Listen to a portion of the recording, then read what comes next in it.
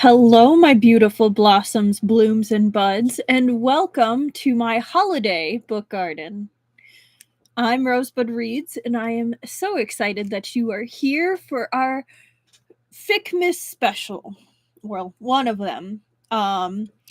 The wonderful fic that we will be reading today is Mark My Place by BenevolentErrancy, who was so very kind to let me read this to you all.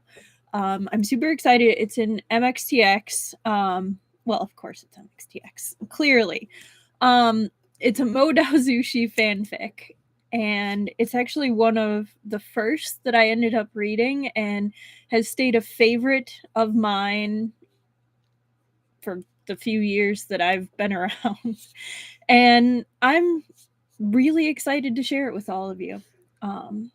So let's just go ahead and jump into it. If you want to show the author some love, I've posted the link to their fic in the description, as well as the official summary, which I'll be reading in a moment anyway. But go show them some love. They definitely deserve it. They have a number of other really good fics as well. So check them out. BenevolentErrancy on AO3.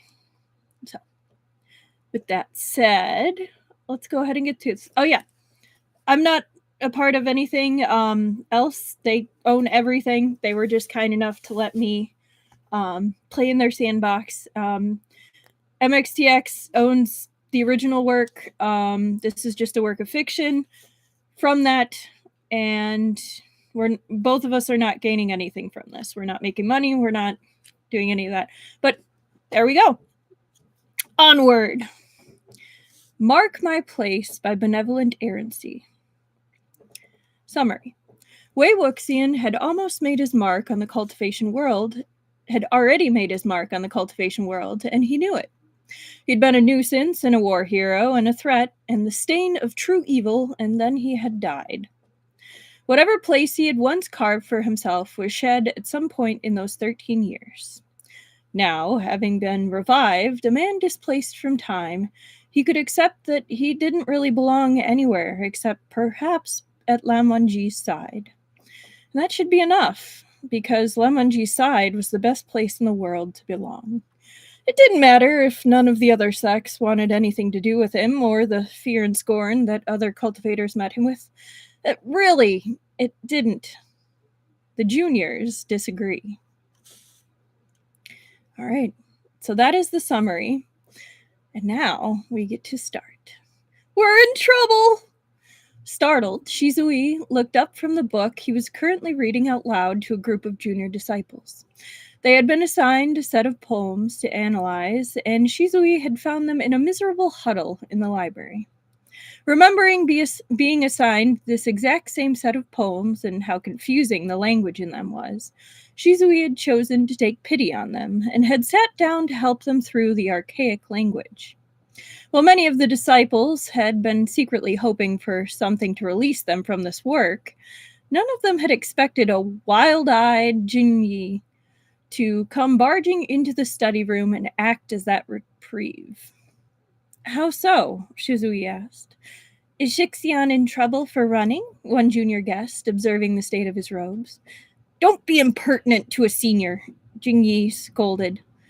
No, way bigger trouble than that. Shizui marked the page they were on and turned to face Jingyi fully, an honest bubble of concern beginning to grow in his chest. What's happened? Guanjun's back from his meeting in Meishan. That's good, Shizui offered, because it should be. Lan Wangji had been gone for the past month and a half, visiting an assortment of smaller clans who rarely got the ear of someone as important as the chief cultivator. It would be nice to have him back in the cloud recesses, not just because Shizui himself had missed him, but because Senior Wei always got lonely without him. Normally, on a trip like this, Wei Wuxian might go with him, but he had been reluctant to join when the final meeting would end in Meishan Yu. He had instead opted to stay behind to experiment with his talismans and work with the juniors. Already? Shizui asked with a quiet sort of horror. Already, moaned Jingyi. He had a few disciples with him at the Wall of Discipline. I don't know what they did, but obviously enough that Hangguan-jun felt they needed some sort of refresher. I saw the exact moment he realized there was another rule carved into the wall. The one about Wei Qianbei? A junior guessed. What did he do? Asked Shizui. He just stared at it for a moment, then just marched off, left all the other disciples behind, and just went storming off to find Lan Kairen. Oh no. It gets worse. I followed and I heard everything they said. Shixian, eavesdropping is forbidden, chided a junior. Shush! This is important. Listen, Shizui, Hangguan-jun said he's leaving. What? Shizui felt almost like he was hearing all this from the bottom of a lake, as if he could see Jingyi's words pass like ripples while sitting cold and untouched at the bottom. His father was leaving? His father was leaving because his other father was being so mistreated in his own sect that it was immediately intolerable. What? Chorused the juniors. But he just got back, cried one junior. He's leaving again? Not leaving on a trip. He said he's leaving. He said his husband won't be locked away in seclusion in his own home, not by walls and not by rules, and if the cloud recesses will not be a home for his husband, then they would leave.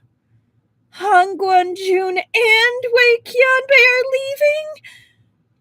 The juniors were all on their feet now, crowding around Jingyi with wide, horrified eyes. Not if we have anything to say about it, Jingyi declared. When Shizui spoke, he still felt like he was at the bottom of that lake. He could see and hear the frantic splashing and thrashing of the others at the surface, but for all he wanted to join them, he felt too heavy to pull his head above water. This rule had been hanging over all of their heads for weeks, reducing the time they could speak with their senior into secret, shameful, stolen moments, and forcing Wei Wuxian into a smaller and smaller space, sequestered from the rest of the clan that was supposed to house him. Shizui and Jingyi had done their best to work around it these past few weeks, but was this really a surprise? They must have all known it was coming, and somewhere deep in a dark cavern at the bottom of that lake, Shizui couldn't help but think, good. It was good. It was horrible, but it was good. Wei Wuxian shouldn't have to be alone. It was with a cold, still voice that Shizui voiced these thoughts. He couldn't bear to look at anyone, couldn't bear to think too hard about it, because that would break this fragile equilibrium. His fathers would be leaving. His father was being driven out. Shizui didn't want to be left again. So, we have to change the rule, Jingyi declared. Not force Wei Qianbei out. He's your father, Shizui. Don't you want him here? The normally delicate features of Shizui's face flushed an angry red. The still water at the bottom of that cold lake began to stir. How could Jingyi even suggest otherwise? How? Of course I do. But I want him to be happy too. Great. So it's agreed. We have to get rid of that rule. Shizui stared at Jingyi, because how could he be so flippant when they were discussing something so serious, so potentially devastating? Except Jingyi's expression was nothing but serious. His mouth was pinched and his brows were drawn. He looked more like he was preparing for a night hunt than discussing dry sect rules.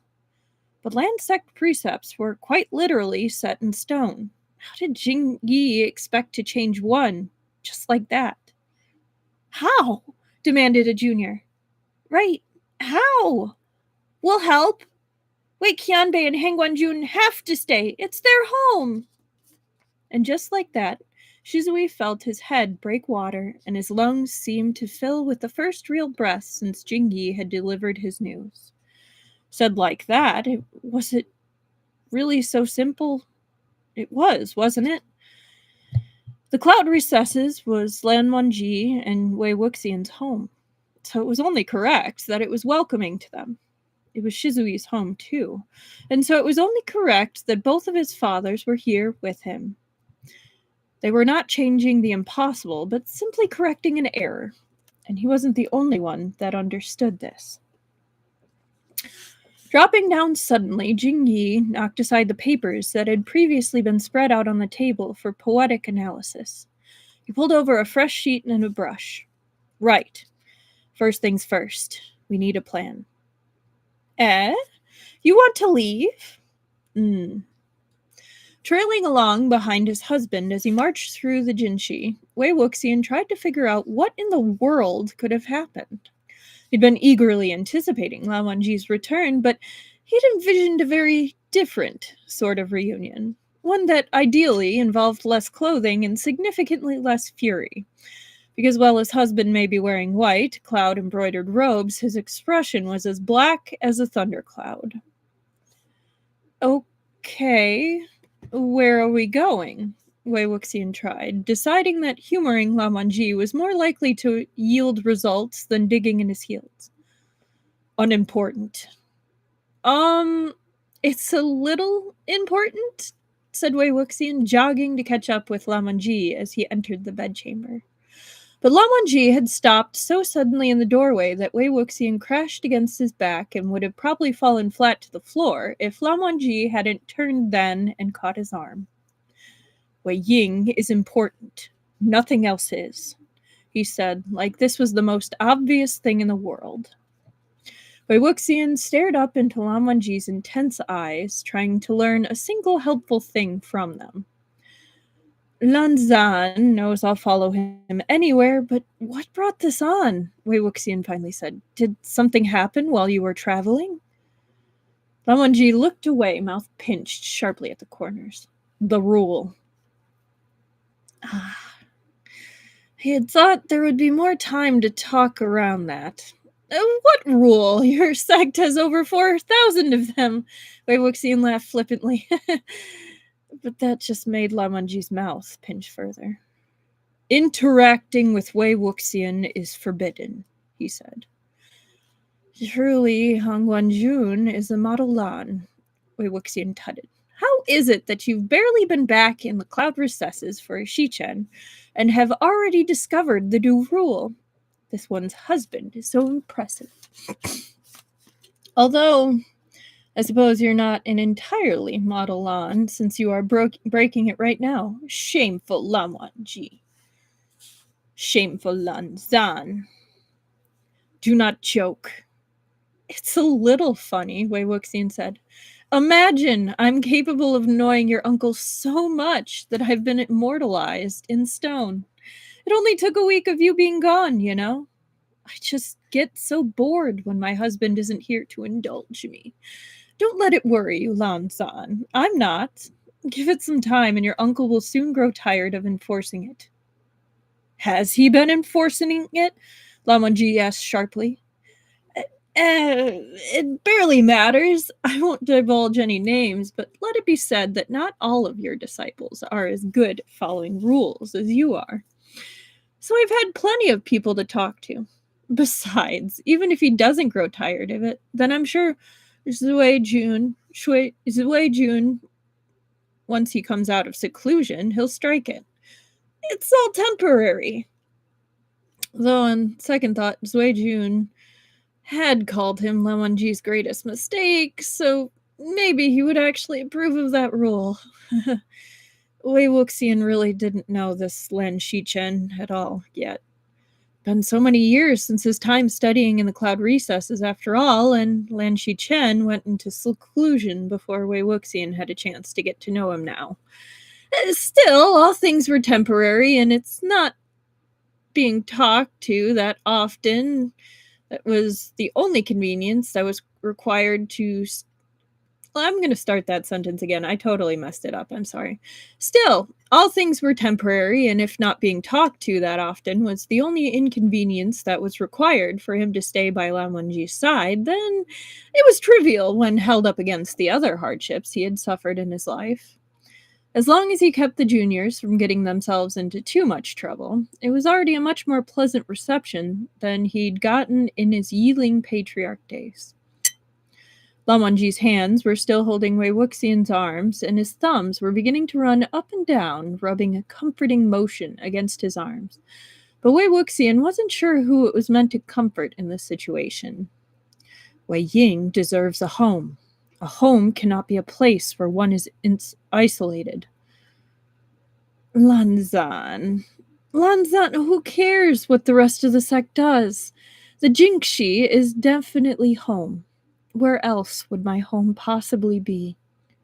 Anywhere, said Lan Wangji simply. I will go anywhere with Wei Ying. Wei Wuxian laughed. His husband was so sincere.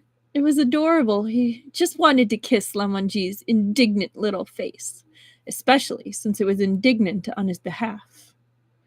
That may be, but it's not like many places are lining up to welcome the Yiling patriarch, Lanzan. The fact that the cloud recesses are willing to open their arms to me is more than enough, so who cares about a rule or two? It's not like I obey them anyway. It's that or become rogue cultivators, because nowhere else wants me. That would hardly do for the chief cultivator. Lan Wangji's face did not, arguably, change all that much. His eyes narrowed almost perceptibly, and the pinch at the corner of his mouth eased, his mouth once more a flat line. It didn't look like much, but Wei Wuxian could read a mulish mood all over his husband. Before he could hear whatever outlandish thing he was about to say, though, there was a sudden knocking at the Jinshi door. Han Guanjun, are you in? Your son wants you, said Wei Wuxian, voice sing-songing playfully, but hitting the word son a bit harder than he might normally, to remind Lan Wangji that there were more things that made the cloud recesses home than just himself.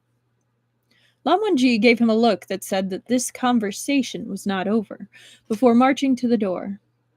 Lan Shizui was standing respectfully on the porch. Welcome home, Han Guanjun. How was your trip? Too long, was all that Lan Wangji said. Wei Wuxian rolled his eyes, as if Lan Wangji could ever have gotten back before Wei Wuxian drove Len Kairen up the walls. Wei Wuxian had a special talent and could do such things in less time than it took to drink a cup of tea. We're glad you're back, Lan Shizui said, as if in agreement. But I was wondering, is Wei Qianbei with you? Wei Wuxian ambled to the door. Lan Shizui had certainly been one of the disciples to covertly break the don't interact with Wei Wuxian rule, but he wasn't normally quite this blatant. Though he likely knew that Lan Wangji would be the last one to enforce it. If it wouldn't be too much bother, we know you have only just gotten back and have certainly been missing each other, but would we be able to borrow Wei Qianbei for a bit? Lan Wangji said nothing, his expression searching, so it was up to Wei Wuxian to say, Are you sure that's a good idea? I think so, Senior Wei, Lan Shizui said with a serene smile. Wei Wuxian wasn't sure what the boy was thinking, but he certainly saw that mischievous light in his eyes.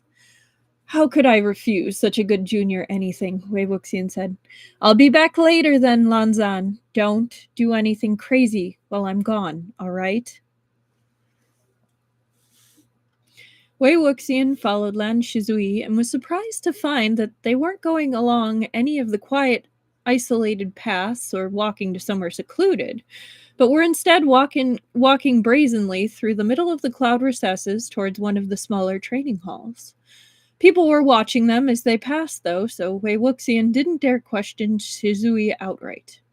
At the moment, it couldn't technically be said that they were interacting, merely walking in the same direction.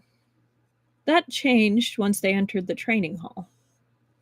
There was a whole pile of little Lans in there, obviously Lan Shizui and Lan Jinyi's juniors. They were all kneeling in lines like you would while awaiting a teacher. Lan Jingyi was currently lecturing them idly about something or another, but when Lan Shizui and Wei Wuxian entered, they all rose and bowed in greeting before returning to their proper spots. These disciples apologize for disturbing Wei Qianbei, and Shizui said, but they have been struggling with the orchard sword forms, and I recalled that it was very similar to a Jiang style that Wei Qianbei has been practicing. Perhaps you would be able to give a demonstration. What are you playing at? Wei Wuxian asked, intrigued despite himself. I don't understand what Wei Qianbei means, Lan Shizui said, and butter wouldn't melt in his mouth. Learning comes first is an important precept, and we hope you would be willing to aid us. Shizui, I appreciate this, but you do realize that you're setting up every little face in this room to get in trouble, right? Said Wei Wuxian. You're meant to be their faithful and responsible senior, and here you are teaching them to break rules. With all due respect, senior, I'm teaching them not to. One little one raised a hand, and Lan Jingyi called on them. That disciple stood, took a breath, and said, Do not neglect your studies. Wei Wuxian raised his brows and said to Lan Shizui, I think there are other ways to study. Another disciple raised their hand and stepped forward. Love all people. Wei Wuxian opened his mouth to scoff, but another had already stepped forward. Honor good people. And Chiron might have thoughts on that one. Don't ignore others, another piped up loudly, this one forgetting to raise his hand. Help the lonely. Do not form a clique and exclude others. Wei Wuxian rubbed his brow. I should have stayed with Lan Zan. You're always thinking you'd be more reasonable. Are you conspiring? This is a conspiracy. Listen, Shizui, Jingyi, all of you, this is very nice, but you're going to regret it once Lan Chiron catches the lot of you pulling this stunt. Oh! A hand shot up, the disciple looking eagerly towards Lan Jingyi, waiting to be called. When he got the nod of approval, he stepped eagerly forward and said proudly, Do not regret after offering. Finally, Lan Shizui stepped forward once more. Please, Wei Qianbei, do not ask me to act differently. We allowed this to continue for too long. We were blindly following a single rule newly carved out of annoyance rather than reflection, and in doing so ignored many more precepts than we are meant to value. It was inexcusable of us. Shizui, Yuan, don't be so hard on yourselves. You can still follow all those rules without needing to make it about me specifically. Really, this will all blow over. I cannot follow the new rule without breaking others, said Lan Shizui firmly. Be a filial child. I cannot do that if I can say nothing when my father is being mistreated. Wei Wuxian felt his entire face flush. Really, what was he doing, being undone by such a silly claim? Guanjun really is the best, Lan Jingyi said seriously. The first precept of the Lan clan of Gusu. The most fundamental essence of our clan is, Be righteous, chorused the disciples. Han Guanjun isn't back for longer than a Shichen, and he already saw the problem and ensured he was on the correct path. We need to correct ourselves, so please, Wei Qianbei, will you help us with our sword forms?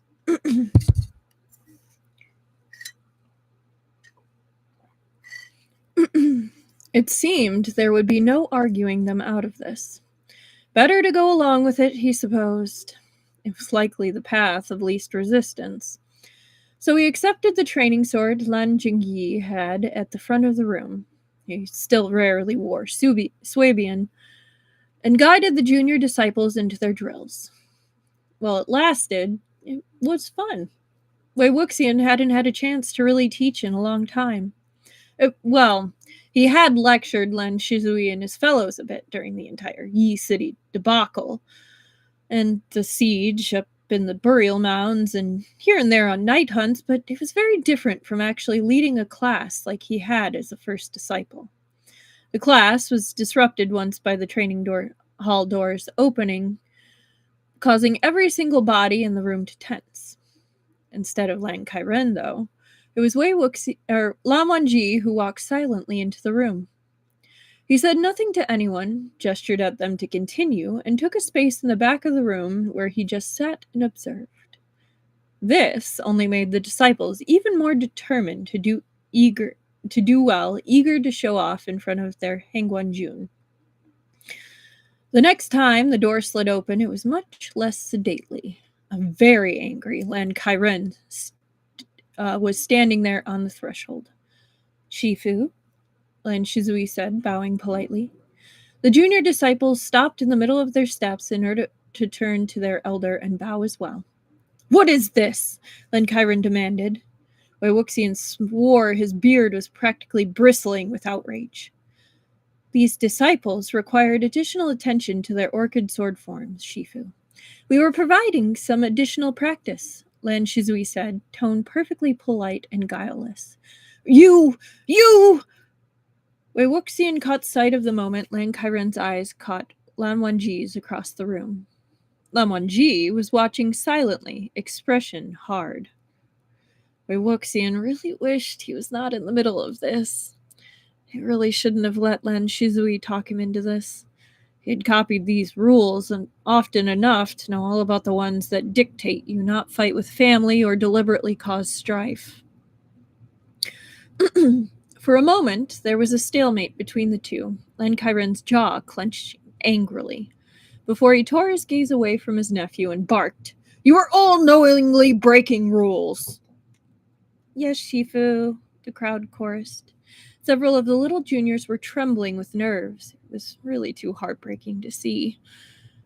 Lan Jingyi's hand shot out and grabbed Wei Wuxian's arm as if he knew that he was thinking of stepping forward and saying something to redirect Lan Kairen's attention. Go copy the book of conduct, all of you, he snapped. He glared at Wei Wuxian. And you stay here. Sorry, Shifu, but Wei Qianbei has to come too, said Lan Jingyi cheerfully. And Kairen stared at him. What? Wei Qianbei talks to himself a lot, Lan Jingyi explained. And no one's exempt from the rules, right? Oh yeah, Hangguanjun, you'd better come too. Lan Wangji agreed, rising to his feet. Lan Kairen's teeth clenched in annoyance. Are you happy, sowing this sort of misbehavior among everyone? He demanded to Wei Wuxian. Before Wei Wuxian could answer, and he wasn't actually sure what he would say, because on one hand, he did feel bad about everyone in the room receiving punishment, he was also fighting very hard not to start laughing. Lan Jingyi stepped forward again. Shifu, you'll have to join us now as well. No one is exempt, right? Lan Kairen looked positively livid. Go, he growled. The room bowed, then filtered out the door after Lan Shizui and Lan Jingyi. Lan Wangji caught Wei Wuxian's hand in his, and the two of them followed along. It ended up being Wei Wuxian's most amusing punishment since the time he had slipped Lan Wangji pornography in the library all those years ago. Lan Wangji clearly did not share Wei Wuxian's humor on the matter, though. Still angry with his uncle. But after they got back to the Jinshi that evening, they had sex about it, and it left Wei Wuxian as basically a puddle. So that really wasn't that bad either. Really, if this was what it took to convince Lan Wangji not to be rash, it was a sacrifice Wei Wuxian was willing to make. Or so he thought, until the knock came on the Jinshi door just after Mao Shi. Wei Wuxian was still clinging to Lan Wangji's lap, most of the way asleep, and only just barely awake enough to whine when the warmth under him got up and abandoned him. It returned shortly after in the worst possible way. Wei Ying, Shizui wishes to speak with you. In the morning, Wei Wuxian whined pitifully. It is morning, but I will tell him to leave if you like.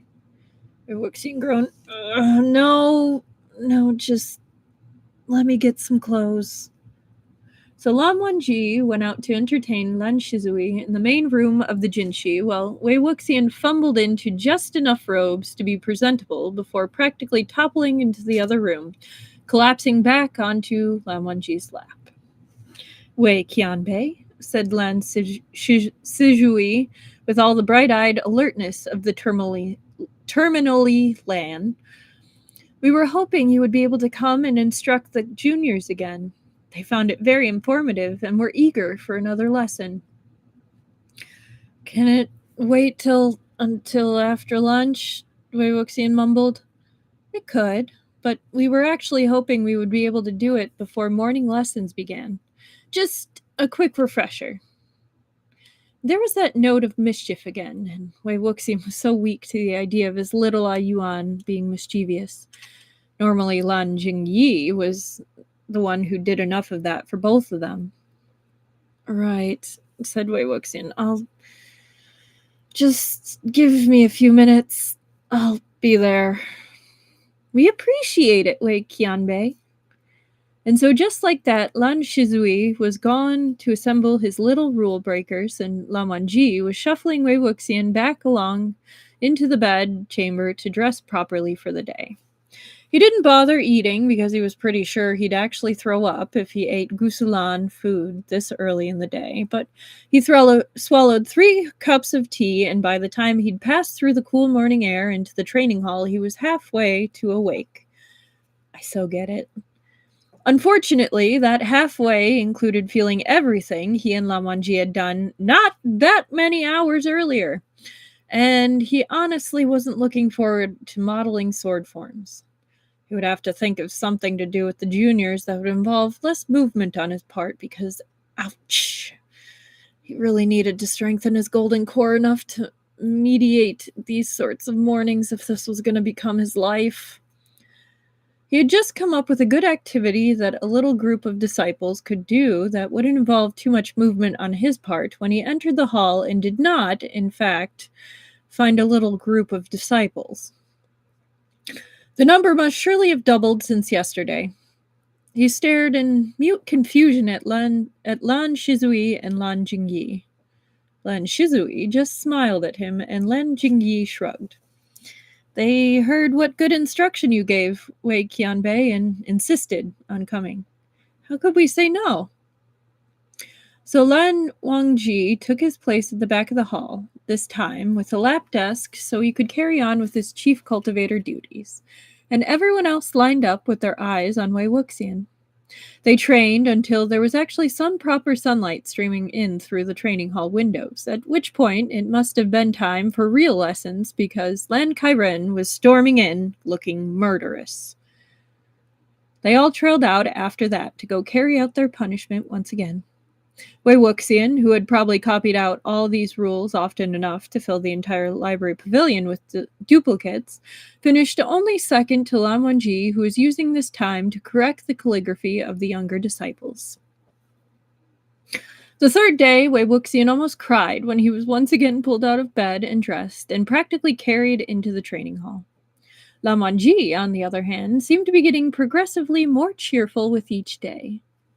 Wei Wuxian led all the disciples, including Lan Shizui and Lan Jingyi this time, through a truly grueling practice on general principle that if he was going to be sore and miserable this morning, then everyone else might as well be too.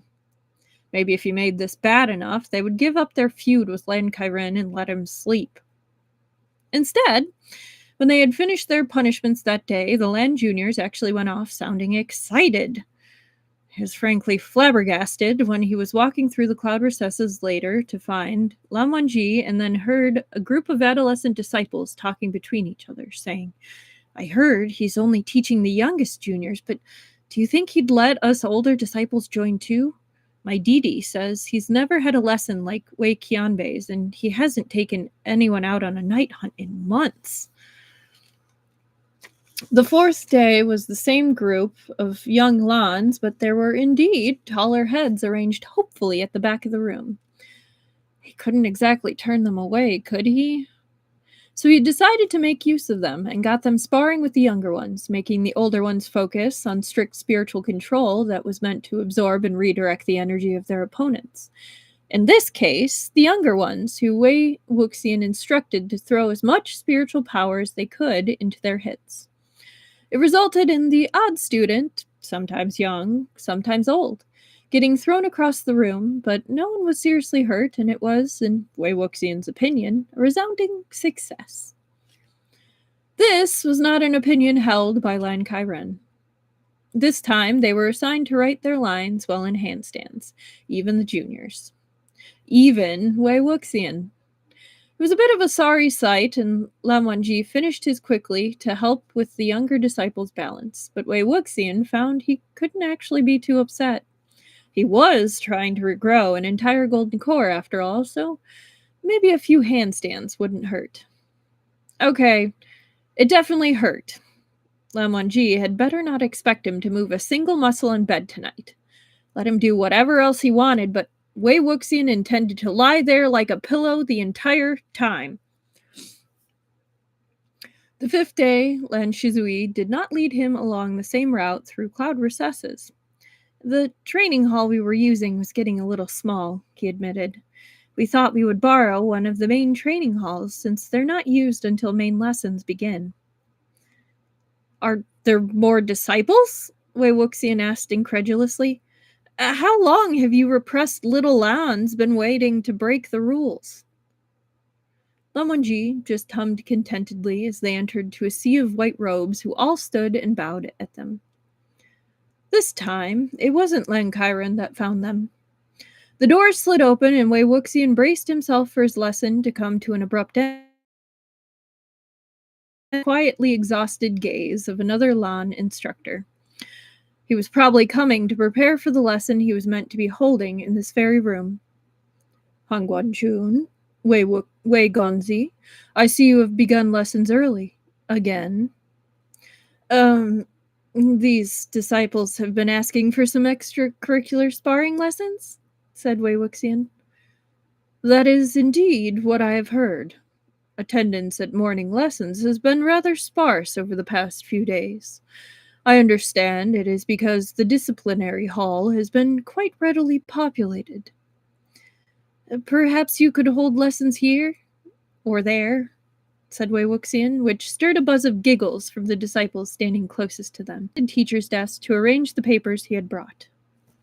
Oh, hang on. The connection's unstable, but I'm going to reset it. Oh, nope, it's back. Okay. I hope it's fine. Well, we'll see later. All right, we're going to continue on.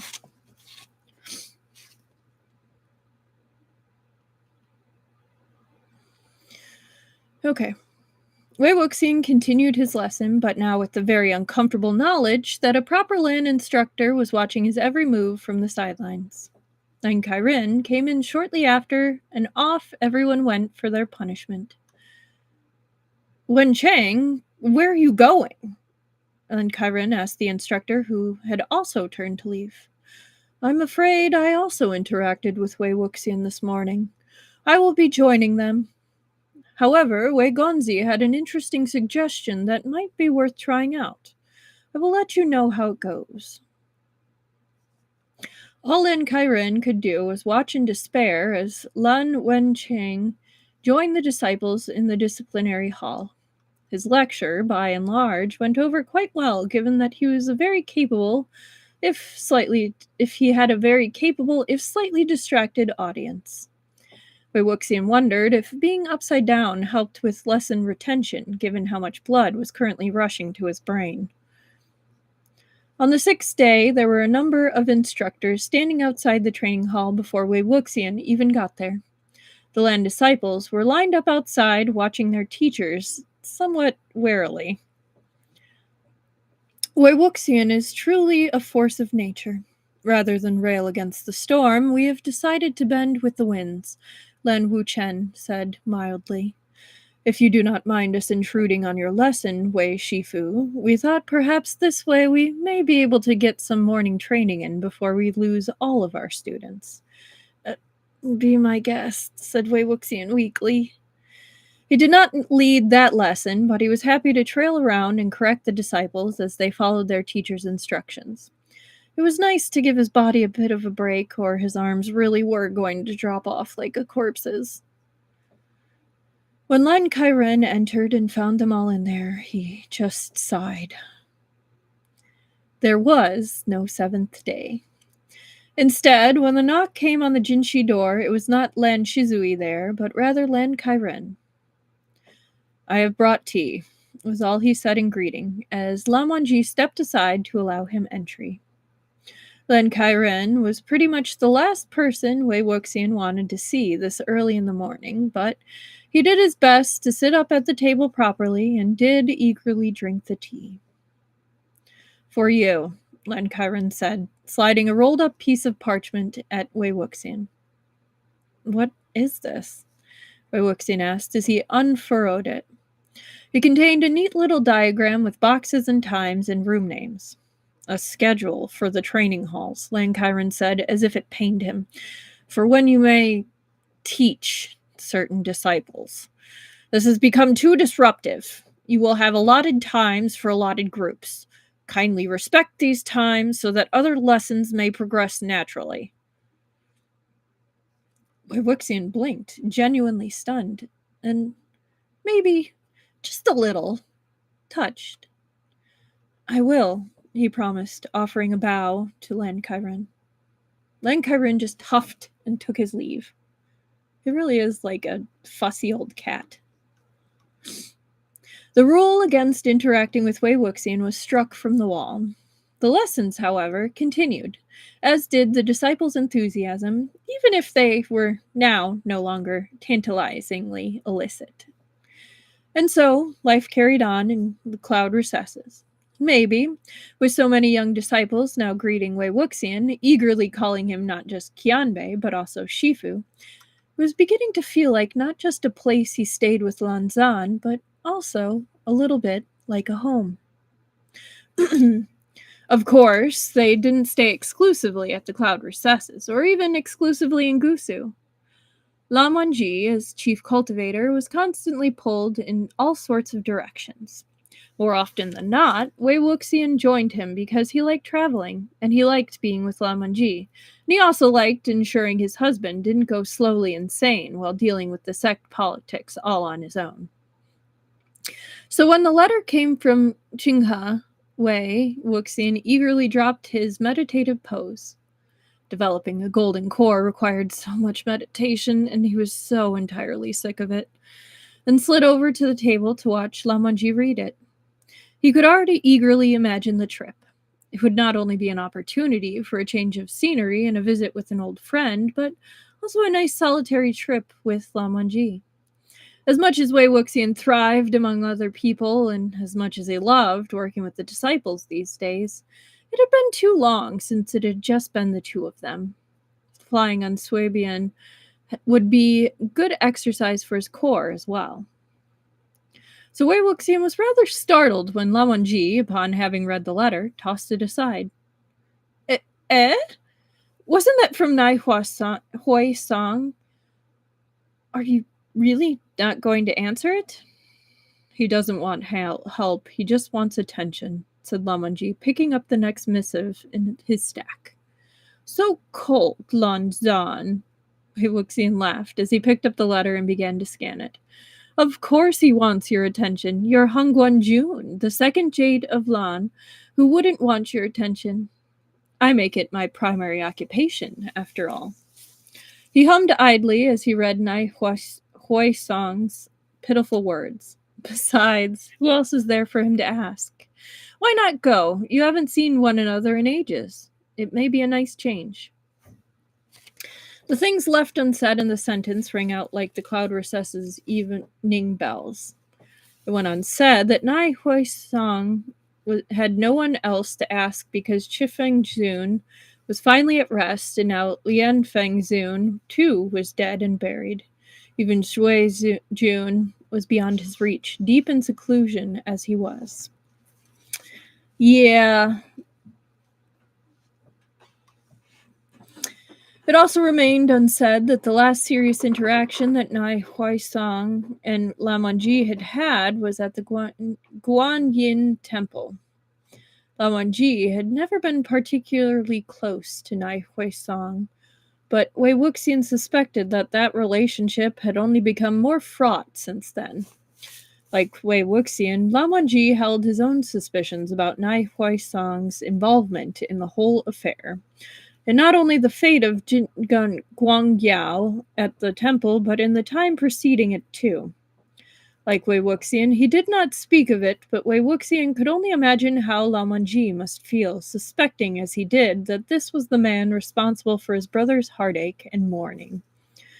Wei Wuxian, however, did not have enough friends these days to be choosy about who he associated with, and he had even fewer who acted like no time had passed between their old acquaintance and their new.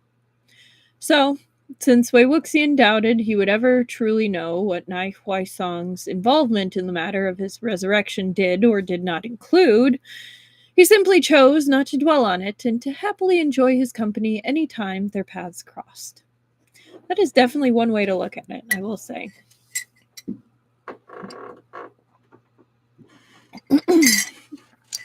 Whoops. Hit a button. Lan Wangji watched Wei Wuxian's face as he read Nai Huaisong's letter. "Then we will go," he said. "Eh? You think it will be a nice change, so we will go." Lan Wangji reached out for a fresh sheet of paper in order to write Nai Huaisong a reply. "Just like that? So fickle, Lanzan." "Wei Ying wants to go," he said simply. Like that was all it took to dictate the time of the chief cultivator. Giddy as always at being so indulged, Wei Wuxian threw himself across Lan Wangji's back to read over his shoulder as he wrote back to Nai Huaisong, already thinking excitedly of the great food and sights he remembered from his last visit to Qinghe. It would be an excellent trip, he was sure. The trip was exactly as refreshing as Wei Wuxian had hoped. They traveled slowly and rested frequently, whether this involved camping out of chores or taking rooms in the villages they passed through. This was in part for the pleasure of leisurely travel and in part because Wei Wuxian didn't have the stamina for long flights. Some days they would simply choose to walk and enjoy each other's company in the peace of the forests. They stopped to deal with two minor problems that were plaguing villages they passed because the great Henguanjun was not the sort to leave anyone in hardship, and Wei Wuxian was practically bouncing out of his skin at the prospect of some excitement. The first he handled exclusively with Swabian and his own talismans, though the second was after having flown for an entire day and became the domain of Chenking, since he didn't have a drop of spiritual power left for fighting. Chenqing.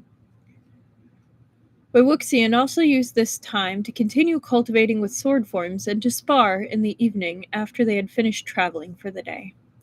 Sparring was a complicated thing, and Wei Wuxian much preferred to do it with Lan Wangji when they were in a private space. He did not have the strength anymore to meet Lan Wangji head-on. He wouldn't even have the strength to meet someone like Lan Shizui head-on if they relied exclusively on swords. But his knowledge far outstripped that of the younger disciples, so sparring with them was just as fruitless. It led to an exhausting imbalance of what the mind knew and the body was capable of.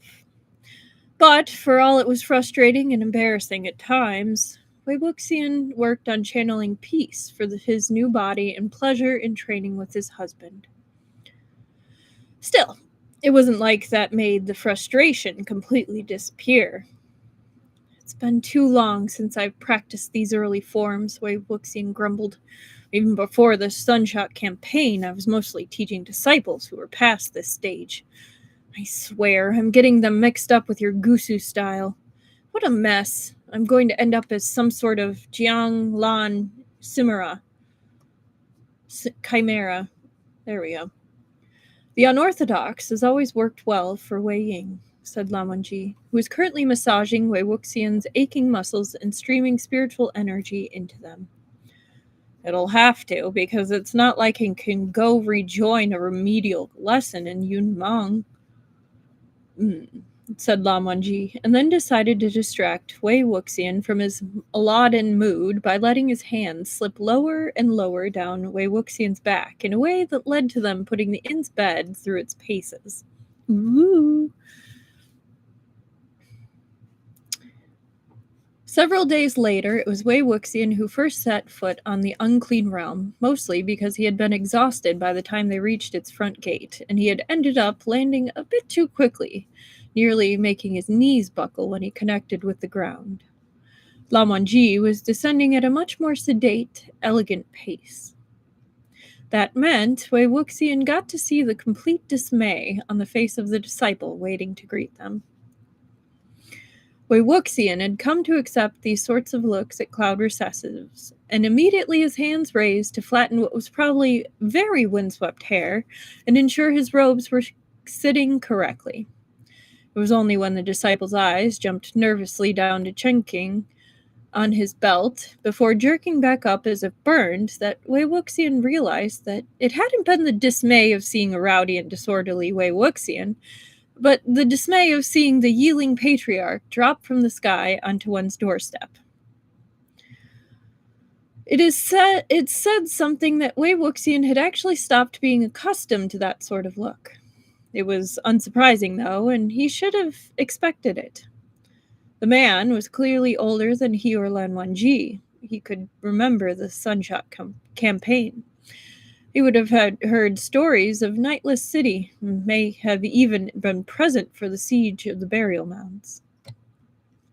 Fortunately, Lan Wangji landed then, and the disciple recovered some poise, bowing to greet them both and introducing himself as Nai Huaisong's first disciple.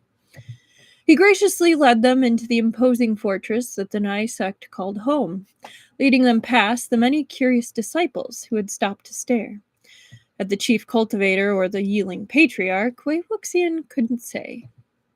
Either way, he was happy when they were shown into a receiving room that was softened with silk wall hangings and comfortable pillows and a delicate table that wafted the smells of tea and sweets.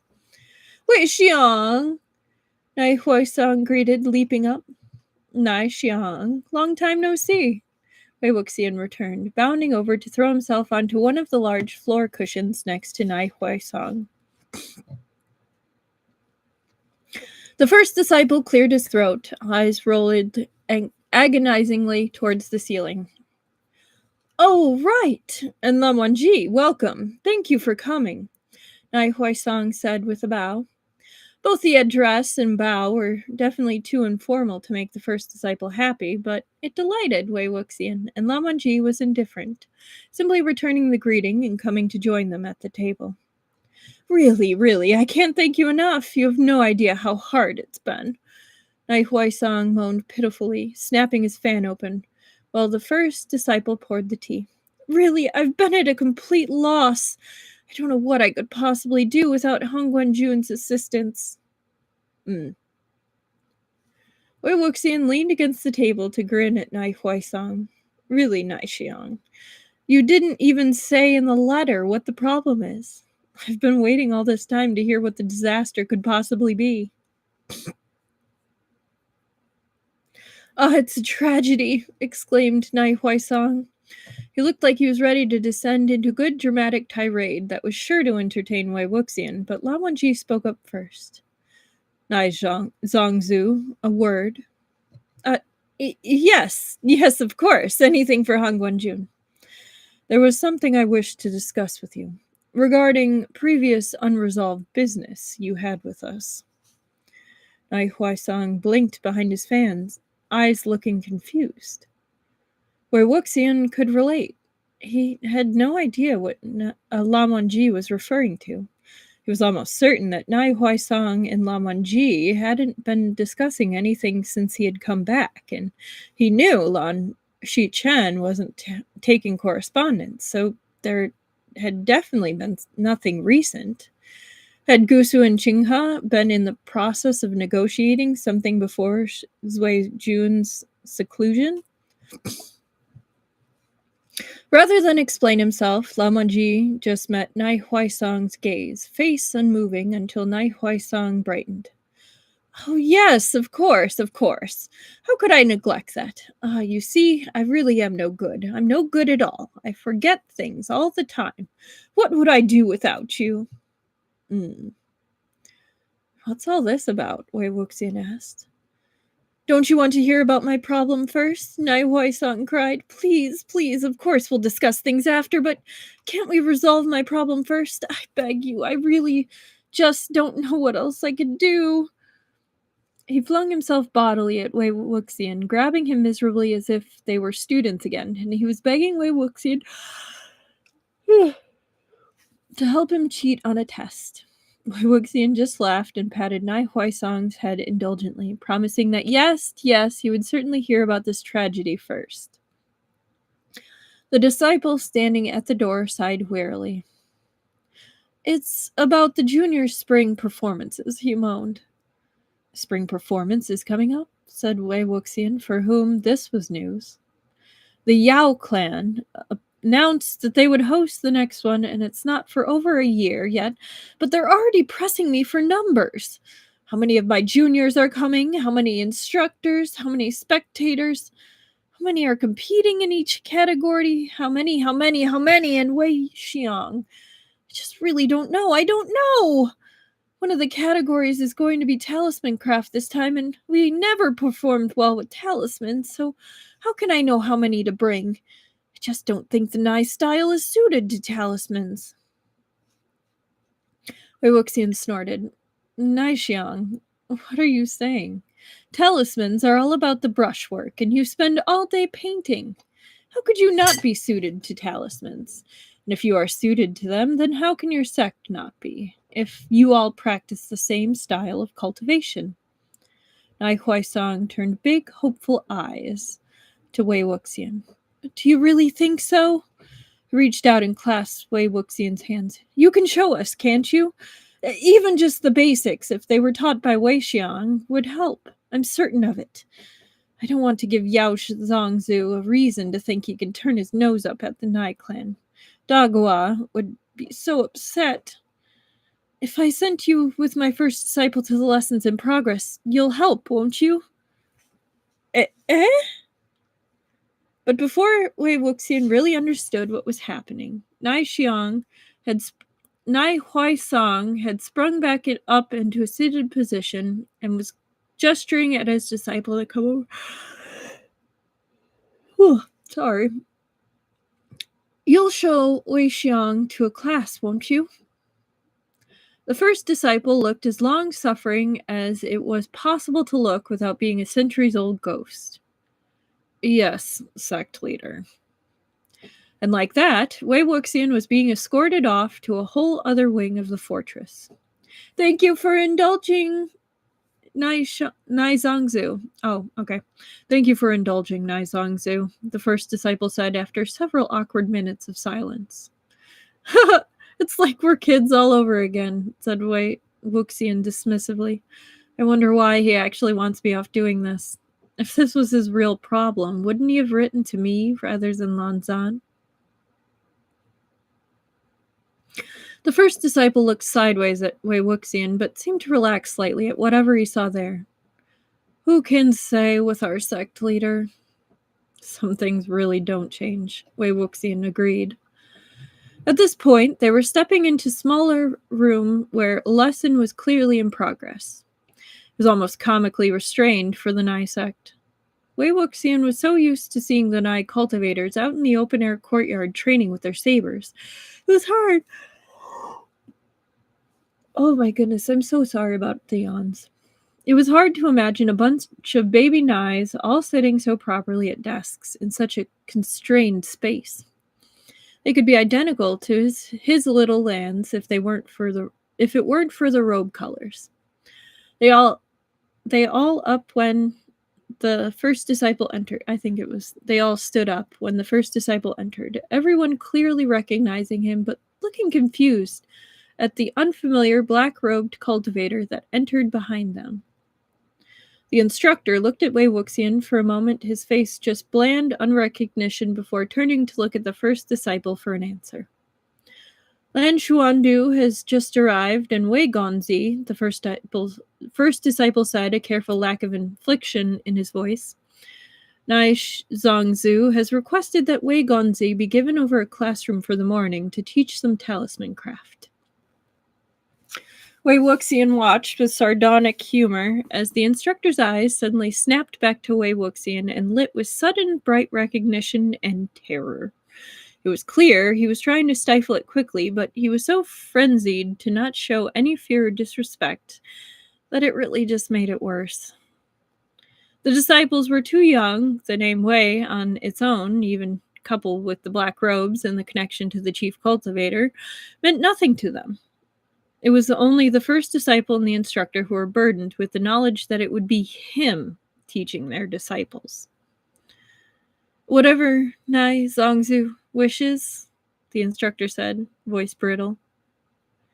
Wei Wuxian plastered on a big, harmless, oblivious smile, like he didn't notice a thing wrong about the room.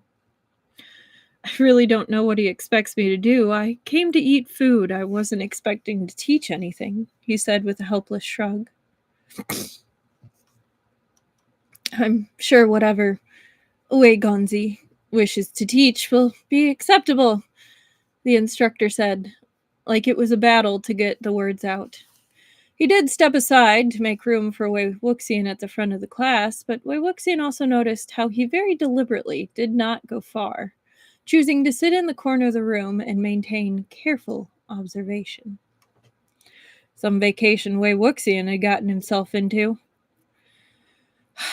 Well, there was nothing for it. Wei Wuxian strode to the middle of the class and just began talking.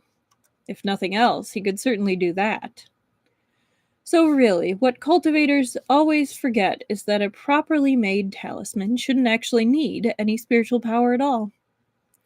Normally, when he knew he was teaching a class, he would make a bit more effort to have his thoughts and the goal of his lesson in mind. Didn't stop the rambling per se, but it did help give it direction. Since he had no idea of what he was currently doing, he just let his mouth run and hoped it would take him in a halfway interesting direction. So far, he had been chattering about for 10 minutes and wasn't even entirely sure what he had said so far. Hand shut up. Yes? What is your name? The unknown Nai disciple stood and politely gave her name. A Nai Li Juan. Wei Qianbei. Doesn't one normally use spiritual energy to activate a talisman? So would this statement only be true for immediately activated talismans? Oh, no, not at all, said Wei Wuxian. If that was been the case, he would have been in even more trouble at the burial mounds than he had been the first time.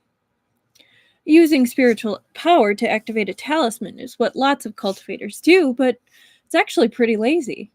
A burst of spiritual power just helps burn through any poorly drawn radicals and completes a circuit of energy that couldn't be maintained on its own.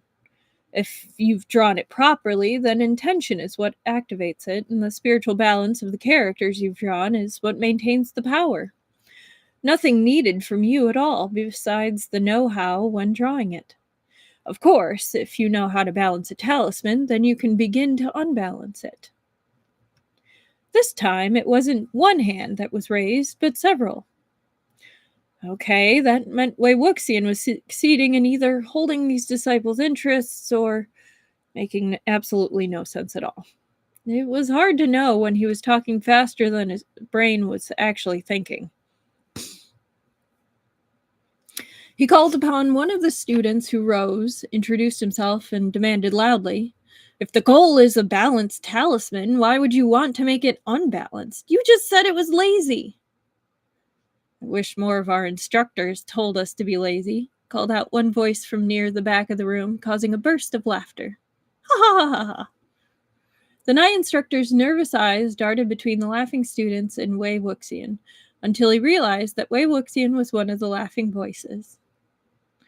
Ah, Wei Wuxian liked this age. They had the basics down, and now was when you got to start having fun. They were old enough to question things, to want to experiment.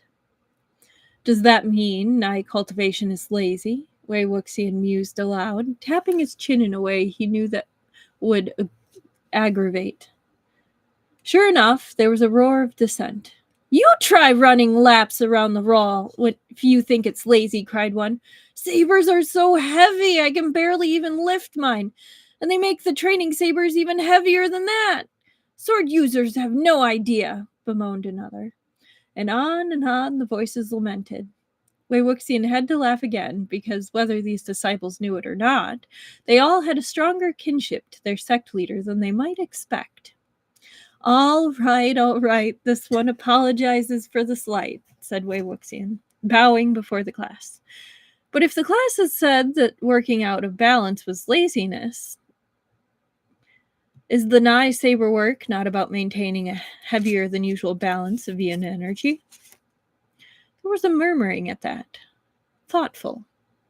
You can't just stay out of balance indefinitely, or it leads to disaster, said Wei Wuxian. Like the Nai curse of chi deviation. Like resentful cultivation. But you can use it to your advantage. Like a slingshot. If you pull back far enough, you create a whole new source of force. The same with talismans. If you're just sloppy, you'll have a sloppy talisman. But if you build an intentionally imbalanced one in order to change the force of the spell, and you Nai cultivators already have an excess of yin energy, so if we started playing with an imbalance of either fire or water radicals, then you could either continue to exaggerate the imbalanced force or else forcefully snap the whole thing into balance with your own energy. And so it continued. He and Lan Wangji stayed in Qinghe for an additional 5 days. The afternoons and evenings were spent in leisure, either in relaxation with Nai Huaisong or in touring around the unclean realm. But every morning, before Nai Huaisong stole Lan Wangji away, he would usher Wei Wuxian off to class. Some were with older students, some were with younger, but all seemed excited to learn. And there, Wei Wuxian bounced around topics, had students working on everything from basic talisman forms until their hands cramped, but he knew they would understand what made a balanced character different from an imbalanced one. To some of the more exciting rule breakers that Wei Wuxian loved trotting out in front of students. By the third day, even the instructor no longer looked quite so wary of Wei Wuxian. He didn't even glance at Chenking. Admittedly, he did glance a lot more heavily at the characters Wei Wuxian was drawing on his example talismans, but that was only because Wei Wuxian, in his exuberance, had slightly underestimated the amount of strength he was putting into the altered force talisman he'd been modeling. He just meant to slap it on his palm and let a burst of wind that would whip the student papers around a bit and cause a light hubbub. And it did admittedly do that. However, it also regrettably flung Wei Wuxian fully off his feet, crashing backwards over the teacher's desk and sent papers, brushes, ink, and students tumbling all over the place. Hubbub definitely ensued. Rather than deter anyone, the students went to their talisman drawings with significantly more fervor that day once the room had been righted again, so Wei Wuxian would chalk it up to a win. When it was finally time to return to the cloud recesses, Wei Wuxian was cheerfully bidding farewell to a gaggle of disciples who had snuck away from their morning saber training to say goodbye and had a spring in his step. Nai Huaisong was effusive in his praise of them both, spilling endless thanks to Lan Wangji for saving him, promised he would resolve that job you mentioned soon as possible, and made them swear up and down that they would return soon because it was so lonely here in the unclean realm on his own, and that the other sect leaders so rarely chose to visit and distract him from his duties. Wei Ying had a good time? Lan Wangji asked as they flew back. I blew up a classroom, Wei Wuxian answered with a grin. Lan Wangji nodded solemnly, as if accepting this as irrefutable proof that it had, indeed, been a good visit. Still, they would probably both enjoy getting home and having a couple quiet, uninterrupted days around the Jingxi before the world came begging for Lan Wangji's aid once more.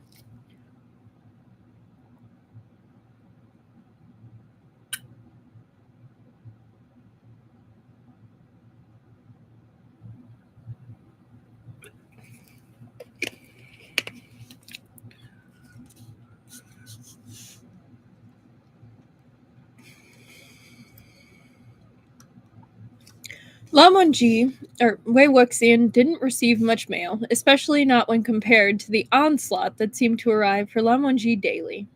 You'd think living at the top of a mountain would deter people, but if it did, then the effect seemed minimal.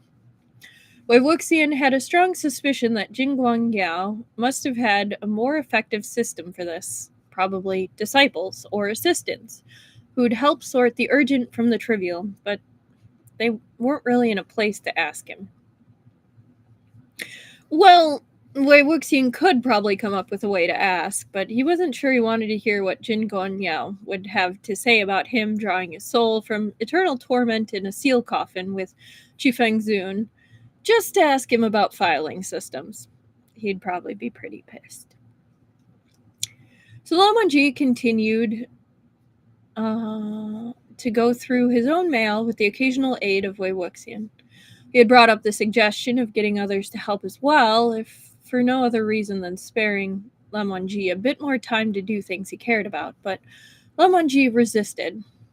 Probably helped that Lan Wangji was a very fast reader, especially when skimming a letter for relevant details.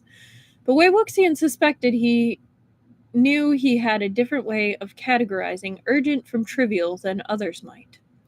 Wei Wuxian had definitely seen letters on perfumed parchment from sect leaders get tossed in the pile for burning, while missives written on nothing but cheap wooden slats had been placed carefully aside for later consideration. If Wei Wuxian got mail, it was generally from the same sort of people who had tried to climb the burial mounds and learn demonic cultivation from the Yiling patriarch. Which was to say, not the sort of person with whom Wei Wuxian generally wanted to encourage correspondence. Lately, though, he had gotten a few more letters. A few from Nai Huaisong, which often included inked sketches of birds or plants from around the unclean realm, and few from various Nai disciples as well, which were honestly too cute for words, especially the ones sneakily asking for help with assignments. So today was a bit of an anomaly when Lan Wangji passed Wei Wuxian a letter addressed to him that wasn't from Qinghe, but also didn't look like it was sealed with, like, ox blood or something weird.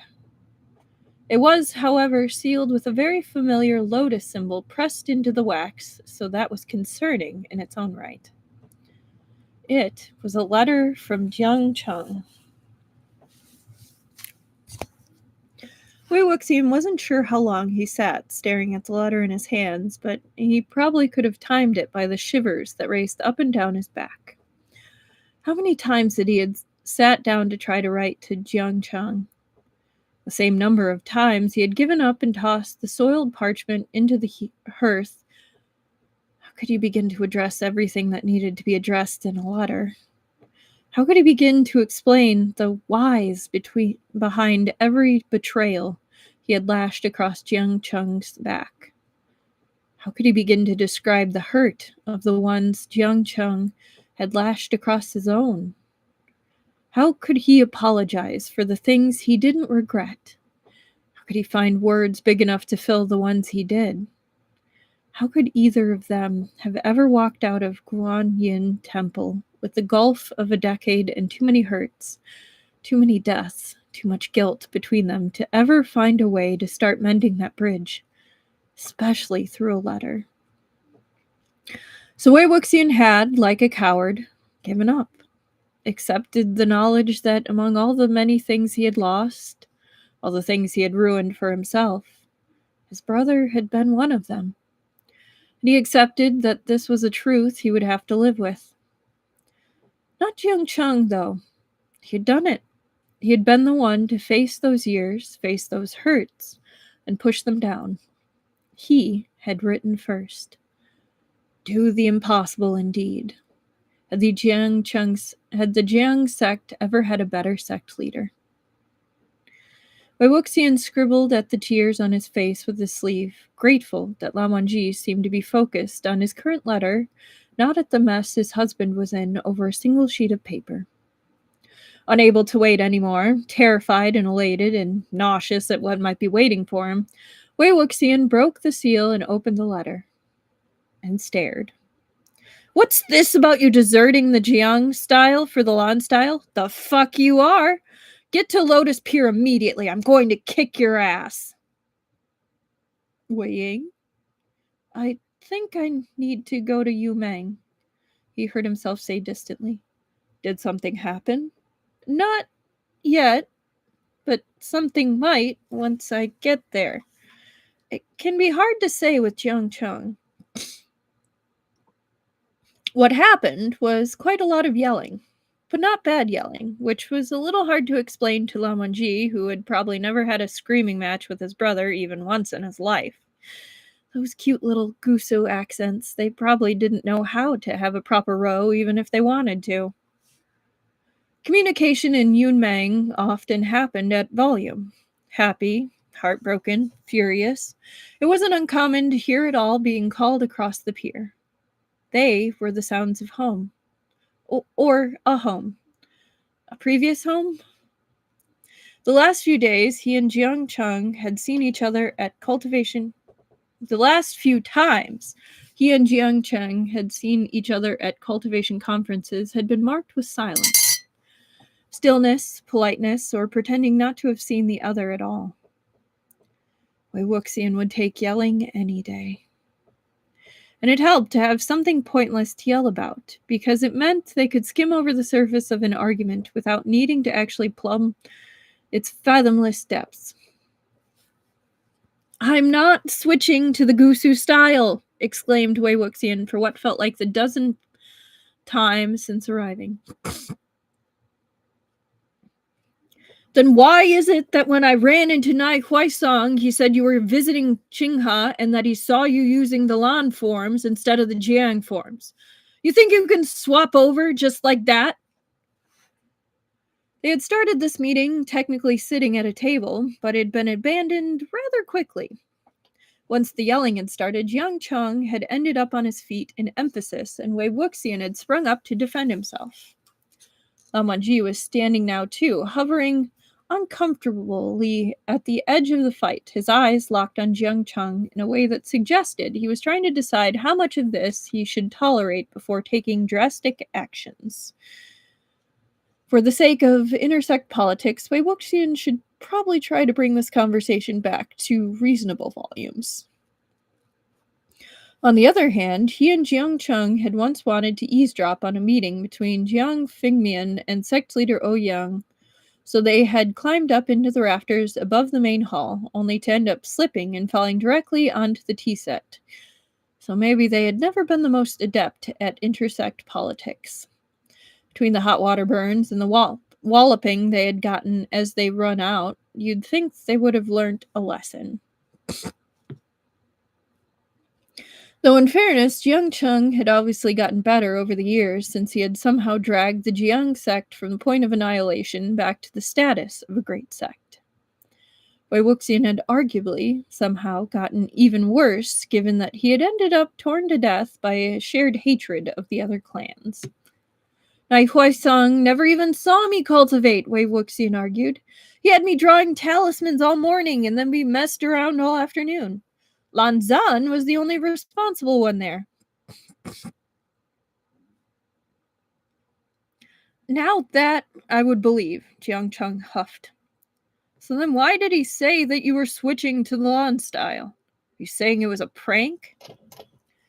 Probably, if this was how nice Huaisong worded it. Wei Wuxian suspected that was true. Dear Jiang Cheng, he had always made himself too easy of a target, and Nai Huaisang had known it since the Gusu lectures. He didn't say that, though. Maybe he really was getting better at intersect politics. I told him that I've been working on basic forms again, and I've been getting the Jiang forms mixed up with the Lan forms. I'm not switching anything. I just haven't practiced the Jiang basics in so long, and I've got hordes of little lands practicing theirs around me all day. Blame my shitty memory if you want to blame something. Well, why didn't you just come over here if you needed to practice Jiang forms? Jiang Cheng fumed. They both knew why. This was another one of those unspoken bells in the conversation, ringing out so loud so as to be deafening. But Wei Wuxian also didn't need Jiang Cheng to say what exactly this was. Not an accusation, but an invitation. Jiang Cheng might not ever be able to say, "You're welcome here," just as Wei Wuxian might not ever be able to say, "I miss it here." But what he could do was tell Wei Wuxian to come so he could threaten him properly, then give him a reason to come back. "What, Jiang Zhangzu, are you offering to train me?" Wei Wuxian sang in his most obnoxious tone. Gods, no, that sounds horrible. I'm saying that if you're relearning Jiang techniques, then actually come to Yunmeng for it. Who knows what nonsense you'd pick up if you tried it in the mountains. Wouldn't even be able to look at you if I saw you trying to fight like a Lan.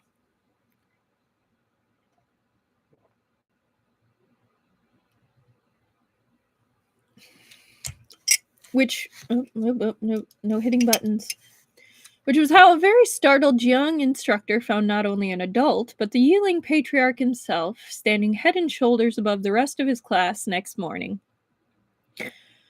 Jiang Tengfei arrived in the hall after the disciples had already arranged themselves, so he was treated to a lot of faces that all seemed to be doing their best not to start giggling as they stood very straight and very tall, pretended very hard there was nothing strange about this unknown adult standing politely in line with them. They obviously thought that whatever was going on, it was a great joke. They, after all, probably didn't know the first thing about the Yiling patriarch, unless their parents had told them horror stories. They were all certainly too young to know that at one point, just speaking the name Wei Wuxian had been enough to have the sect leader bearing down on you in pure fury. But if no one else was going to say anything about it, Jiang Tengfei certainly wasn't going to be the one to do it. Would either upset sect leader Jiang that Wei Wuxian was hanging around and corrupting his junior disciples, in which case Jiang Tenji...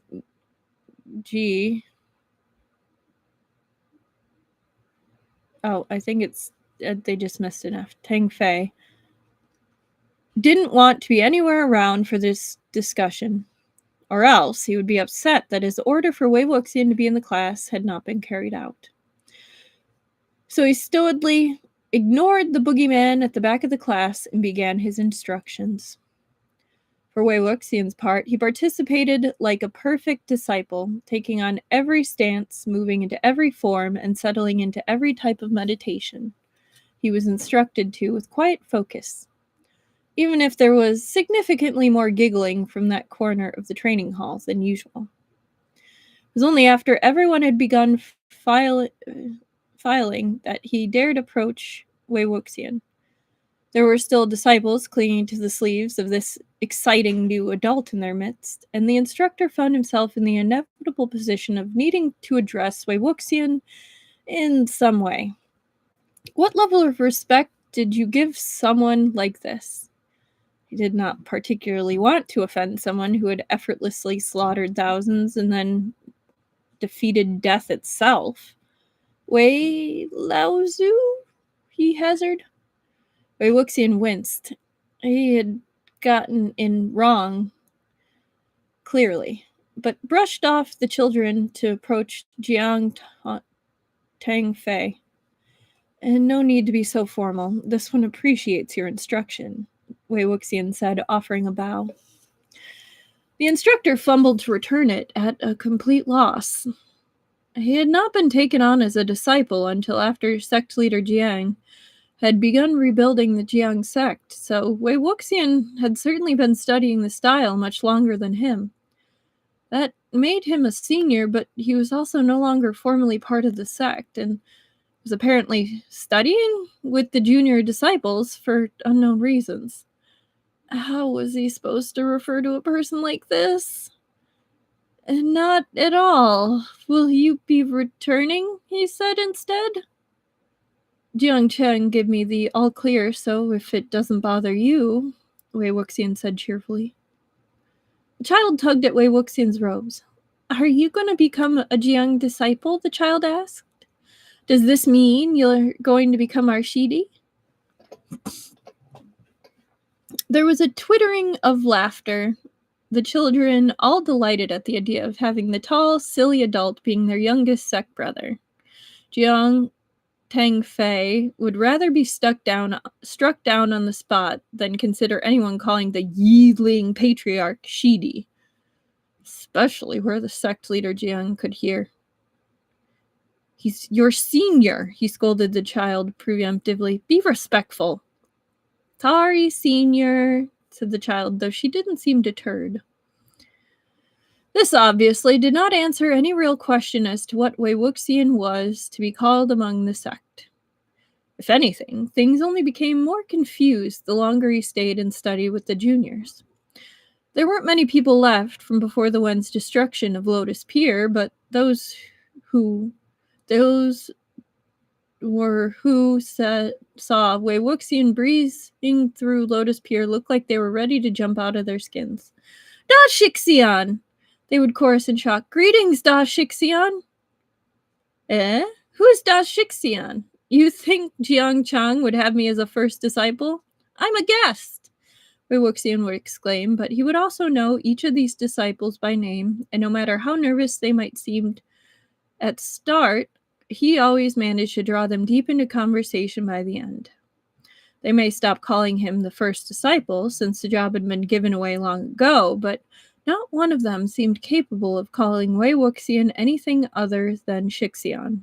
However inaccurate it may or may not be.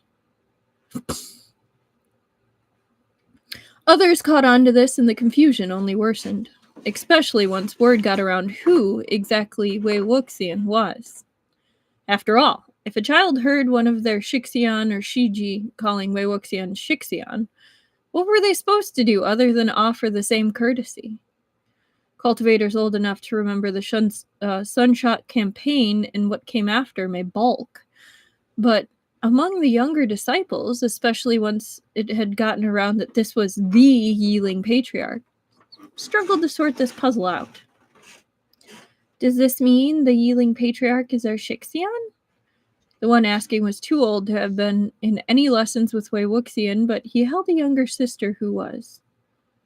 And he had been dwelling on this for the past 2 days. I mean, the disciple continued, he used to be the Jiang sect, right? And even Da Shixian calls him Shixian. So does that mean he's our Shixian too? My mom used to tell me that the Yiling patriarch sent out his ghost to grab any children that didn't go to bed on time, marked another. They all considered this. So maybe not? Allowed the first. No, I mean, that would be the coolest Shixian ever. Can you imagine telling someone that the actual Yiling patriarch is your martial brother? Not that any of them had actually seen the Yiling patriarch do anything as cool as that. Actually, if no one had told them he was the Yiling patriarch, they probably wouldn't have guessed. Most of the time, he just sat and attended the junior classes and annoyed the instructors by making the juniors giggle through drills. Well, he was willing to yell at the sect leader, and probably only someone who was already dead would be brave enough for that. So that had to count for something.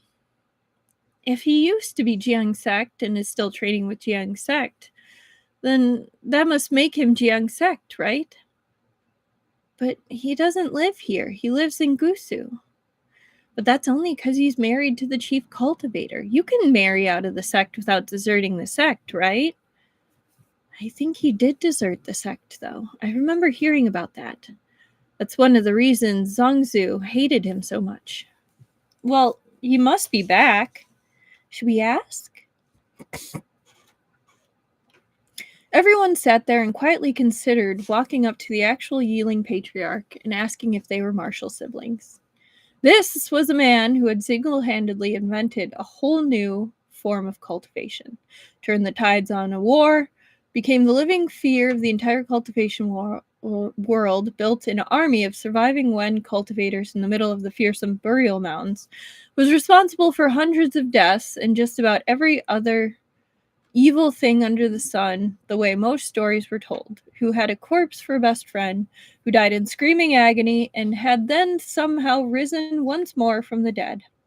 Who could possibly be shameless enough to go up to a man like that and ask if they were martial siblings? Just thinking about it made them shudder. Would probably be struck down on the spot. Maybe we could ask Zongzu? Another suggested timidly. This sent entirely new shivers of terror through every disciple old enough to remember Jiang Zongzu's furious whip-cracking crusade against any whiff of demonic cultivation in his efforts to obliterate any remaining wisp of the Yiling Patriarch's soul. Perhaps he was allowing the Yiling Patriarch to return to the sect, but did anyone really want to tempt fate? Or Zidian, by going up and asking so brazenly? They would rather take the chances with the Yiling Patriarch. At least he seemed to spend most of his time sunbathing and eating. It was decided that rather than going up and plainly asking, they would send one of the disciples to enact a very cunning scheme. The pack managed to track the Yiling Patriarch down to where he was lounging in the shade of a tree while he wrote some sort of letter. The others remained hidden and nudged the bravest of them forward. He was also only 7 and didn't really know what he was doing, which helped. Probably meant that even if the Yiling Patriarch was offended, he wouldn't rain fury down on him unless the whole child, Snatching Bed's story was true. They considered it a reasonable gamble, especially since the brave soul enacting the scheme didn't know how to question it. Wei Wuxian? The patriarch hummed in acknowledgement, his posture not changing as he continued to focus on his letter. Can I ask you a question, Wei Wuxian? Yeah, what is it? Do you need something? The patriarch asked, finally looking up at the young disciple. Then he blinked, his brow knitted, as he mentally listened back to that conversation. Wait, what?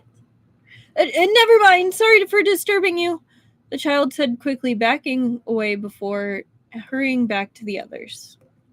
The disciples were in the midst of a hissed debate when the child returned.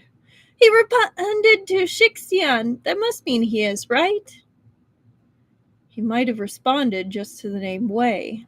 He was distracted. Maybe he thought he was being called Wei Gonzi or Wei Laozo or something. So this was pointless. No, we just need to try again. Only this time, don't call out Wei first. See if he responds to just being called Wuxian. They didn't dare to try again on the same day, though they all kept an eye on the patriarch throughout the day to see if he had become annoyed or not after realizing he'd been addressed so casually. But if anything, he seemed happier. Really, it wasn't right for the Grandmaster of Demonic Cultivation to hum so cheerfully, was it? He joined in on the juniors' meditation classes, and when he spotted the disciple who had spoken to him earlier, he'd gone to the boy and complimented him on his form and asked what he had wanted to talk about earlier. It was all strange, but also rather pleasant and promising. The next day, they sent Jiang Su-yin, a slightly older disciple this time.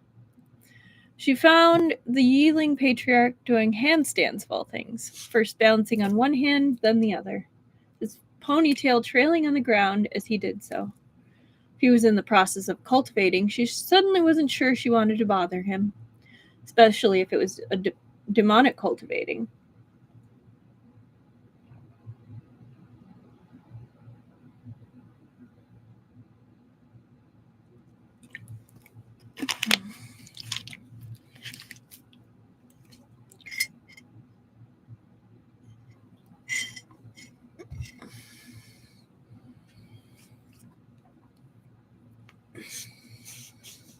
But his back was to her, and this would be a perfect time to find out if he would respond or to just the title of Martial Brother.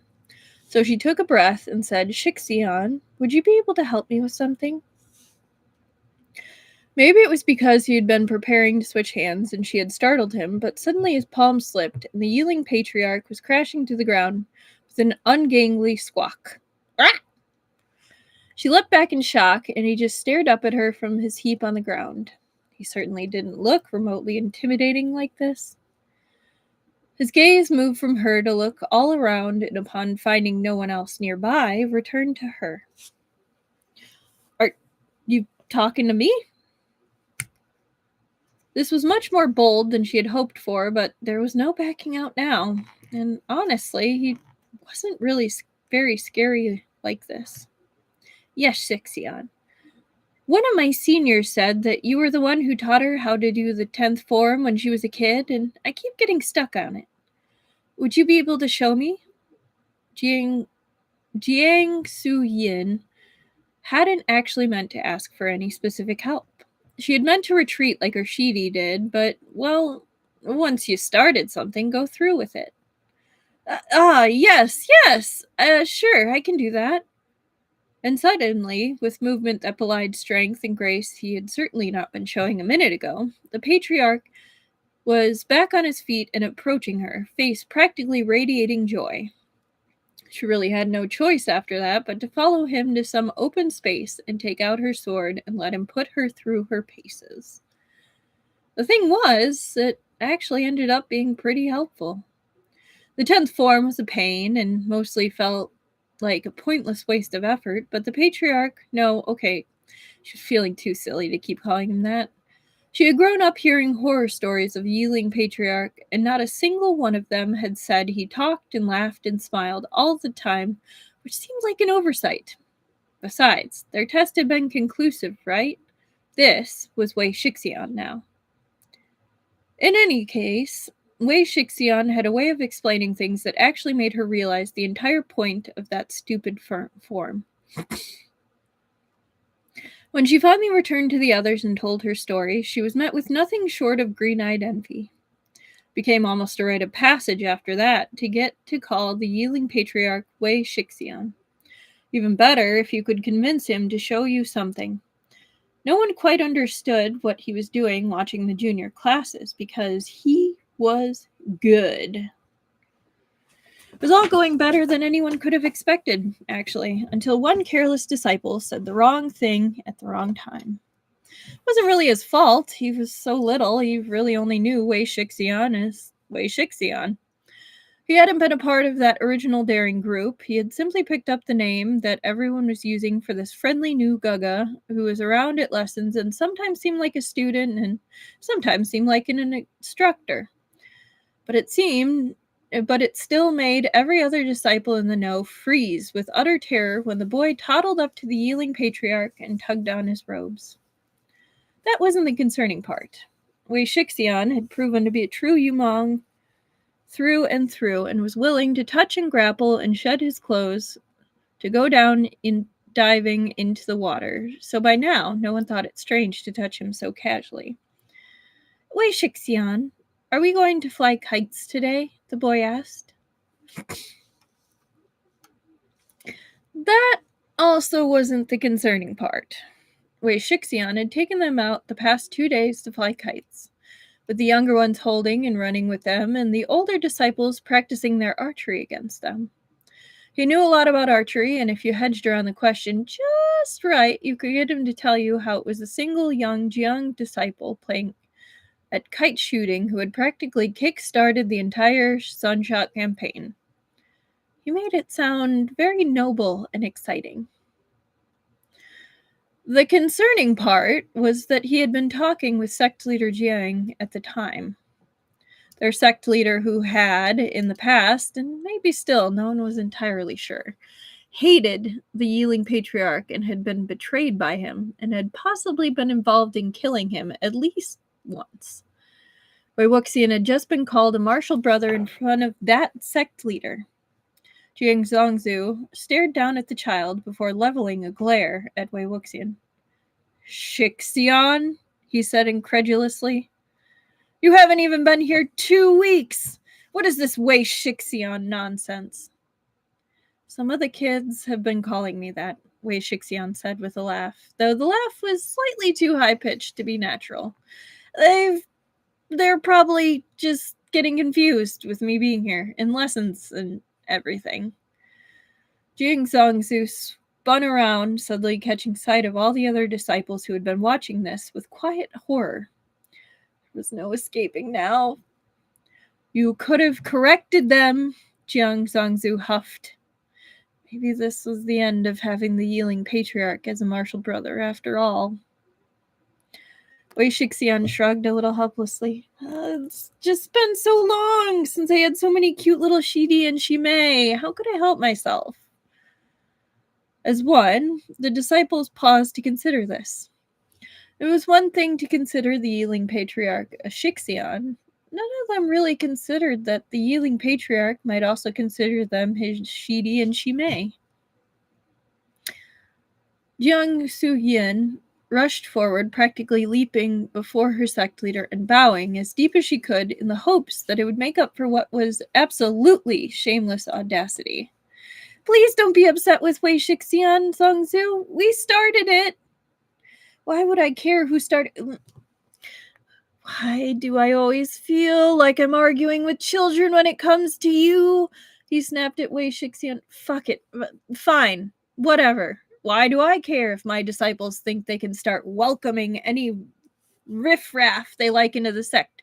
But, gave Wei Wuxian a hard prod in the chest. If you want to be a Wuxian, you better put your name back in that damn registry. And take some responsibilities. You better stop wasting all your time swimming and sleeping and actually do some work. You're not that hopeless that all you need to do is loaf around with the juniors. If you do that, I'll make them all start calling you Shidi instead. Oh, Jiang Chang, such a bully. I'm working hard on my cultivation, you know. As if. You're holidaying. Do some real work, then we'll talk. Got it? And Wei Wuxian beamed. Brighter than any smile any of them had seen, not tinged with those little moments of sadness or uncertainty, but as unrestrained to the point that it looked like it must have hurt. Whatever my sect leader commands, he sang, and his tone was teasing, but as he ducked his head into an exaggerated bow, she was almost certain she saw his eyes glisten with tears. Wei Wuxian didn't stay much longer after that. It was less than a week before the chief cultivator returned, and Wei Wuxian was bidding them farewell. Don't look so miserable, he laughed at them. You'll make people think I've brainwashed the youth. I'll come back. I've promised your sect leader I'll do some real work after all. So I suppose I'll have to be a teacher again instead of just a student. I'll work you all so hard next time that you'll never want to see me ever again, he promised. This was a promise they all found themselves looking forward to fiercely, and lessons felt quite dull after that.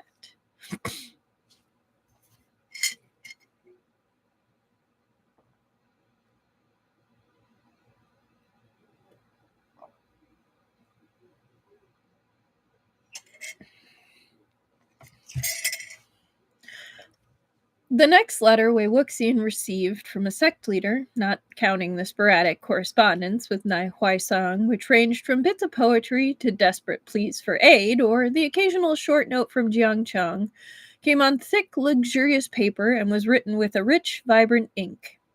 If the calligraphy left something to be desired, that was neither here nor there, because the language itself was very formal. So it was all very strange to see this signed with the name Jin Rulan. Jinling never liked to be referred to as anything other than Jinling while he was around Wei Wuxian or his friends. He certainly never bothered to speak to Wei Wuxian in such an overly formal, scripted manner. If Jinling's goal was to get Wei Wuxian to Koi Tower quickly, he certainly succeeded, because Wei Wuxian was half convinced that Jinling had been possessed after reading that letter. When he and Lan Wangji arrived at Koi Tower, they were greeted in just as formal of a manner, which was honestly just too creepy when, once again, it was Jinling doing the greeting.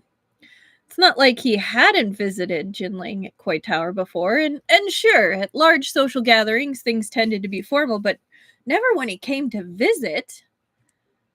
Jinling didn't seem to appreciate Wei Wuxian sidestepping all the formality before grabbing him and dragging him off to the nearest seating room, so he could check him for curses, jinxes, or any form of malevolent energy. The only malevolent energy he got for his trouble was Jinling's wrath at being manhandled, which did a lot to reassure Wei Wuxian that his nephew wasn't being possessed. "If I knew you were going to act like this, I wouldn't have sent the invitation," cried an indignant Jinling. "If you didn't want me to act like this, don't make your invitation so suspicious," countered Wei Wuxian. By this point, Lan Wangji had already excused himself. Once they had confirmed that Jinling would not, in fact, be needing any help removing resentful spirits from his person, Lan Wangji had gratefully accepted Wei Wuxian's suggestion that he stay and catch up with Jinling, while Lan Wangji went to see if anyone needed help in the outlying area. Wei Wuxian would not subject his husband to Koi Tower any more than strictly necessary, since he himself preferred not to be subjected to it more than strictly necessary. The presence of a nephew unfortunately made it slightly more necessary for him than others. That's fair.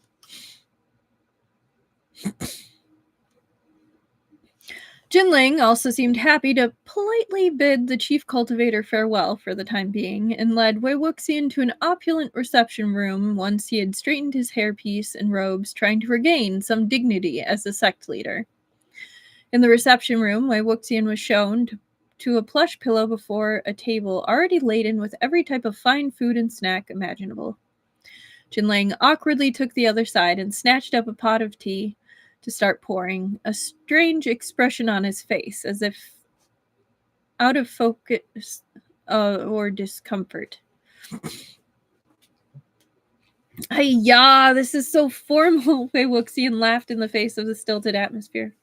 "What a proper host you're being, Jinling." Jinling's entire face flushed, and his already creased brow knit even further, face pulling into a grimace. "Well, it's not like you're ever going to come just to visit on your own, so I had to make it formal," he said. But his shoulders were hunched so defensively up around his ears that he more mumbled it into his teapot than at Wei Wuxian. "What? But I was just here last month." "That was for a meeting," Jinling said. "You came with Lan Wangji and the other Lans, and he only came because he's chief cultivator." "What about when we went on a night hunt?" suggested Wei Wuxian. He wasn't exactly sure why Jinling was so upset. Jiang Cheng, he certainly had been avoiding up until recently, but Jinling? Shiji's son? Absolutely not. He wasn't going to throw himself at him, obviously. After all, he justifiably had complicated feelings about Wei Wuxian, and Wei Wuxian wasn't about to go wearing out whatever sort of welcome he had, but Wei Wuxian just felt grateful knowing he was still welcomed around him at all. He treasured getting to spend time with his nephew, to get to know the person his Shiji's son had grown into. "You brought Lan Jingyi and Lan Sijui," Jinling said stubbornly. "Whenever you're around, you're always with those two." "I thought you were all friends. You were happy to see them." "But you always bring them with you. Why should they always get to be with you? They're not even... You're my..." Jinling clasped his mouth shut and shoved Wei Wuxian's cup towards him with such force it made the tea slosh. "Drink!" "Hey now," Wei Wuxian said gently. It was apparently enough to unstick Jinling's mouth, his next words coming out in an unstoppable torrent. "I was there for everything they were there for. I was there for more. I was there on Dauphin Mountain when we found you, and I was in Yi City, and I was there at the temple too, and I even with Xiao Shu and with Jin Guan Yao, and I'm sorry I stabbed you, okay? I'm sorry." Whoa, said Wei Wuxian helplessly, reaching across the table to grab Jinling's hands, in part to save Jinling's wobbling teacup, and in part because he really looked like he was ready to fall apart. "Hey, don't apologize. It's not a big deal. I don't care about that at all." Jinling's face shot up, face blotchy with angry tears. What are you talking about? I stabbed you. You should care about that. I could have. I'm fine though, right? I'm sitting right here being a nuisance. Besides, it's not like you're the first. Jiang Chung stabbed me too. It's practically a family tradition by now. Jinling's expression twisted through several strained, complicated emotions that Wei Wuxian couldn't hope to interpret before it settled on something resembling annoyance. He didn't pull his hands away from Wei Wuxian's, though. I'm sorry. It's hard, right? Said Wei Wuxian gently. He was used to this with Jiang Chung, how sometimes you had to look through a lot of words to find the heart of the anger, to find the pain that was bringing everything else up.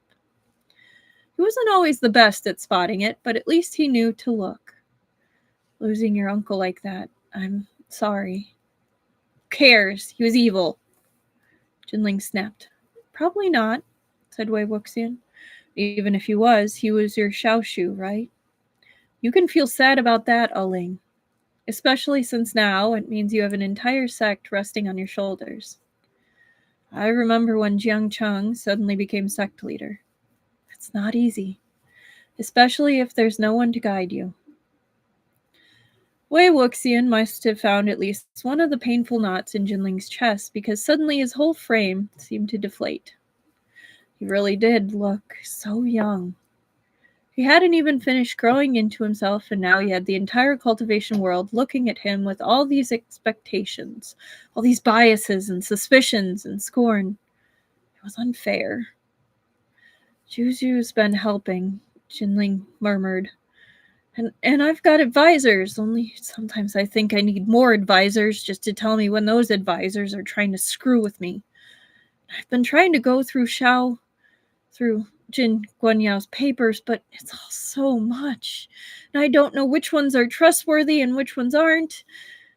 This is gonna sound stupid, but I really miss the Yi City, even with your disgusting kanji. It's easier when it's just a bunch of corpses you can kill, right? Said Wei Wuxian. All right. How about we go night hunting then? Just us. We'll get away from Koi Tower and go kill something. I have meetings tomorrow, Jinling said bitterly. I don't even know why I bother going. It's not like I even understand half the stuff they're talking about.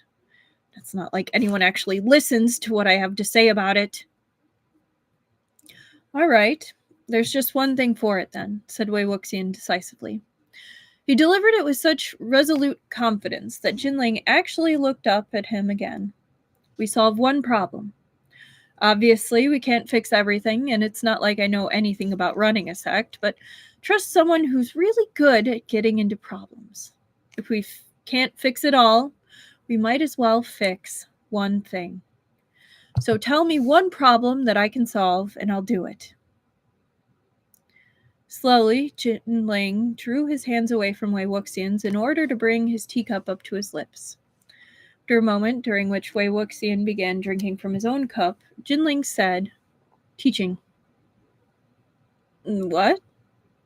Whatever Wei Wuxian had expected, it hadn't been that.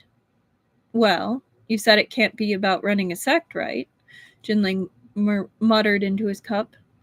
And don't you dare laugh. I don't know how to teach my disciples. Eh? I'm a sect leader. They're all my disciples now. But how am I supposed to teach them, if anything, if I'm still learning it? And it's not like I can go to someone else and say I don't know how to teach anyone, because then I'm going to look like an idiot, and everyone here already thinks I'm an idiot and a useless sect leader. Wei Wuxian snorted. Trust me, my husband is the chief cultivator. I get to hear all about the useless sect leaders, and you don't even make the list, Aling. You're a new sect leader. That's different. You should have seen what a mess Jiang Chung was, and look at what he ended up doing for the Jiang sect. It doesn't change the fact that I can't teach anyone, Jinling mumbled. Uncle Jiang had to teach an entire new generation of Jiang cultivators. Is it even that important? It's not like every sect leader is a teacher too. Sect leaders have plenty of other responsibilities that normal cultivators don't have to deal with, right? Uncle Jiang teaches his disciples all the time, and even though he yells a lot, they all love him.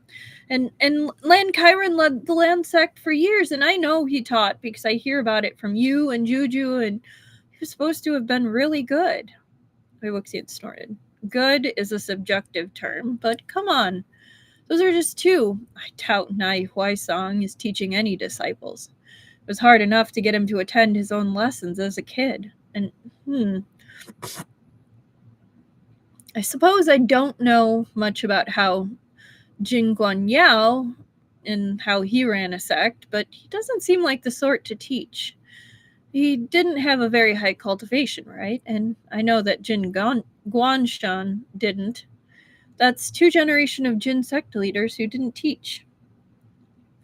Great. So you want me to be as useless as the head shaker? Jinling snapped, slamming his cup back against the table with enough force to make it slosh. Wei Wuxian sat in silence, just watching. He must have known there was more Jinling needed to say because as the first hot explosion of anger faded, all that was left was the aching, burning core of it. It sat like a weight in Jinling's throat until he finally opened his mouth and forced it out.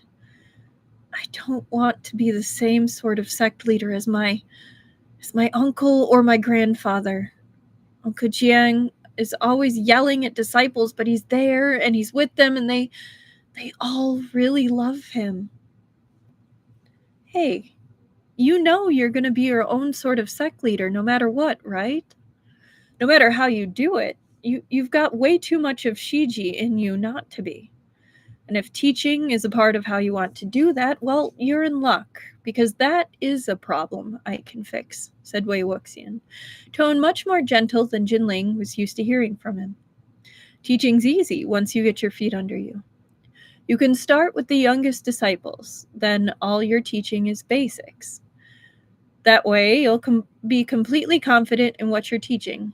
Little kids are adorable, so it's really fun no matter what. Jinling gave Wei Wuxian a doubtful look that suggested he did not share his feelings about little kids.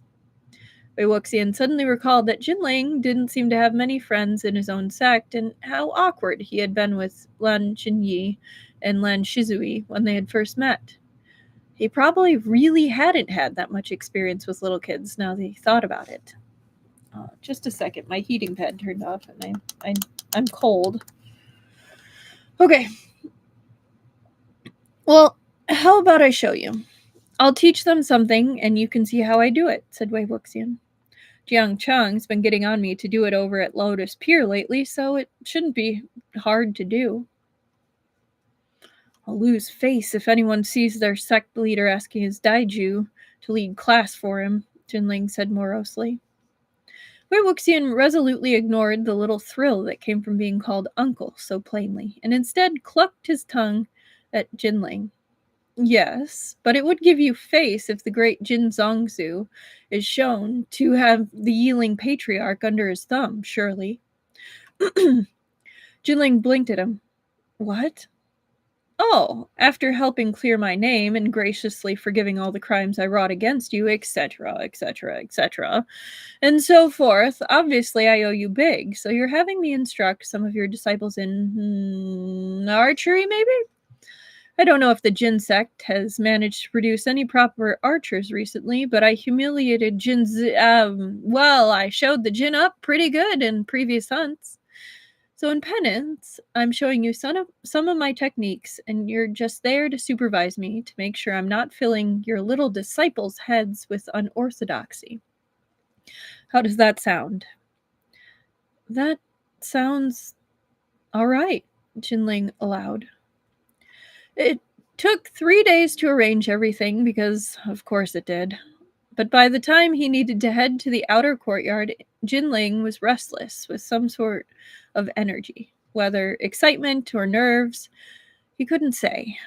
Even if Jinling wasn't the one doing anything that day but watching, this was an actual tangible step towards becoming the sort of sect leader he'd always wanted to be, rather than just the sort that everyone else wanted him to be.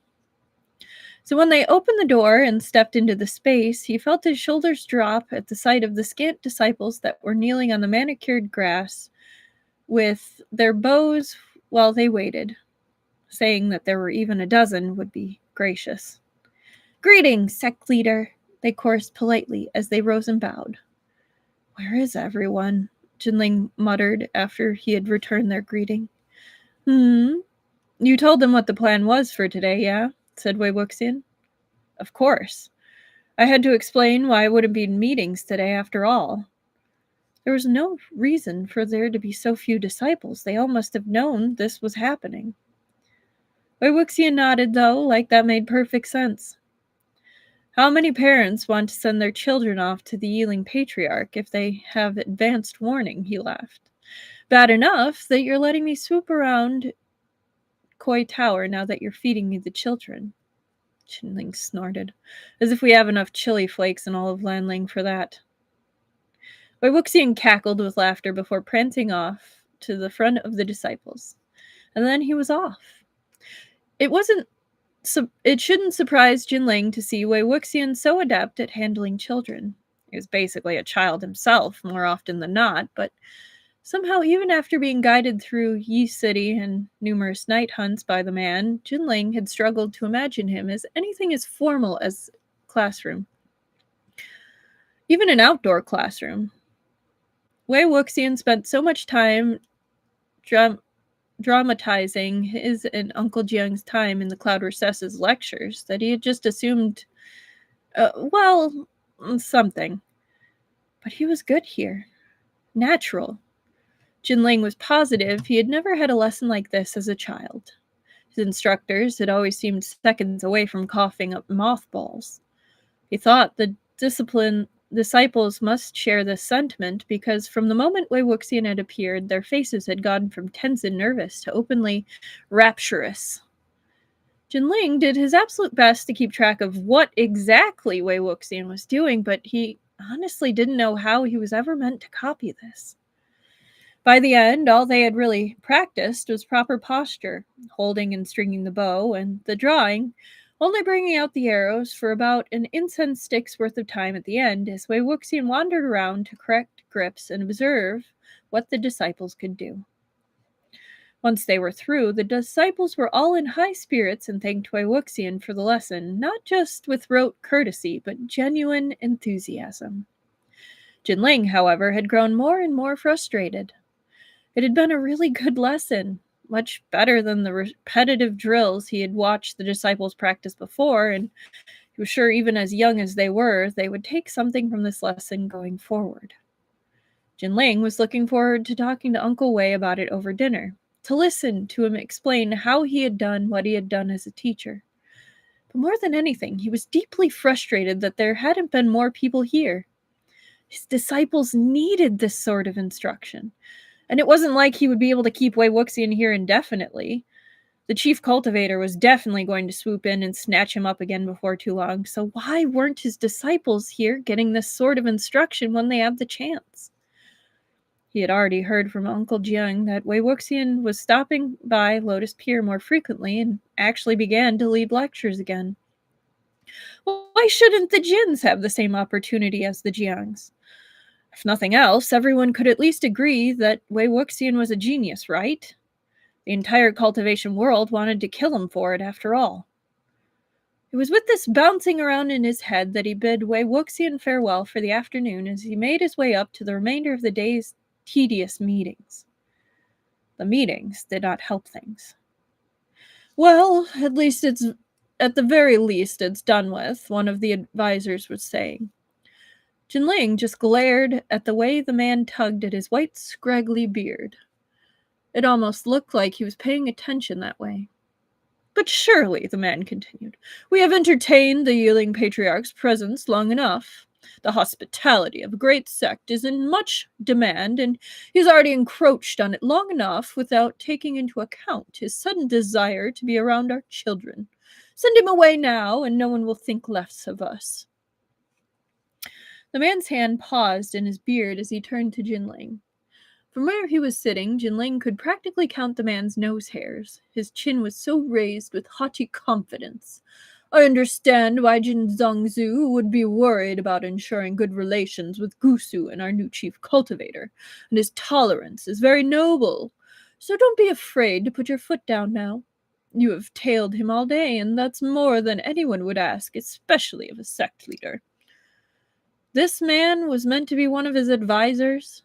Could someone so dumb actually be considered an advisor of anything? Zhongzu? Hmm. Oh, I was just thinking that you were an idiot. The man started, his face flushing to an ugly plum color. Jinling watched with a rather comfortable indifference. He ignored the way the rest of the table began to buzz. Instead, he sighed and continued to speak. Do you believe my daiju is a nuisance to be born? The chatter stopped. The heavy emphasis on the family tie sat above them like a teetering border waiting for the slightest push. Discomfort reigned for all but Jinling, who was enjoying himself at a meeting for the first time in months. Don't think he doesn't have better things to do. A man of his skill and prestige is hardly lacking things to occupy himself with. After all, it was with his intellect alone that he was able to root out the corruption in our own sect that went so long without notice.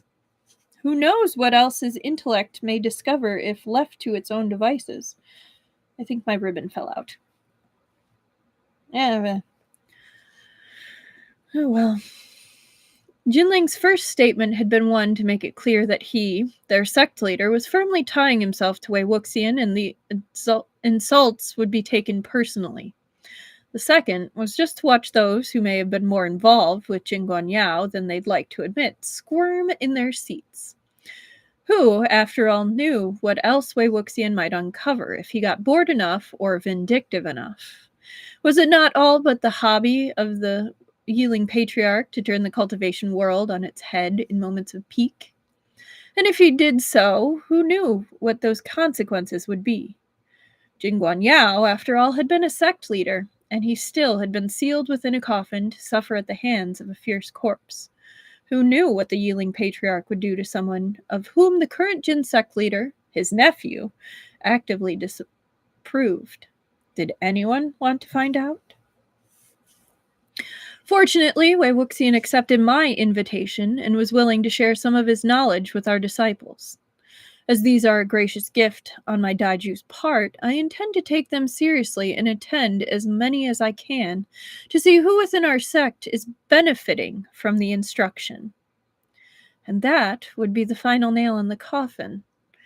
Jinling sat back in his seat, listening with quiet contentment as his advisors stumbled over themselves to approve of his masterful use of familial connections. How wonderful it was for their disciples to be receiving such knowledge. How wonderful sect leader Jin Rulin was, and how gracious Wei Wuxian was. The next day, when he and Wei Wuxian stepped into the courtyard, Wei Wuxian was startled to find that the class had easily tripled. Jinling just shrugged and suggested that maybe word had gotten around. It had almost certainly gotten around that if any parents wished to curry favor with the new sect leader, then sending their children to his uncle's archery lessons was a good bet. Ah, yes.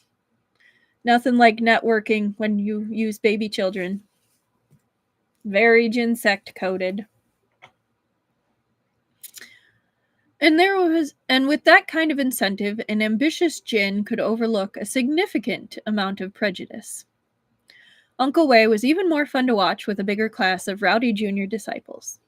Of course, this was all done with the purpose that Jinling himself would learn and take over the lessons, but already Jinling found himself distracted as he began thinking about how to ensure that Wei Wuxian would be coming back to visit Koi Tower again soon.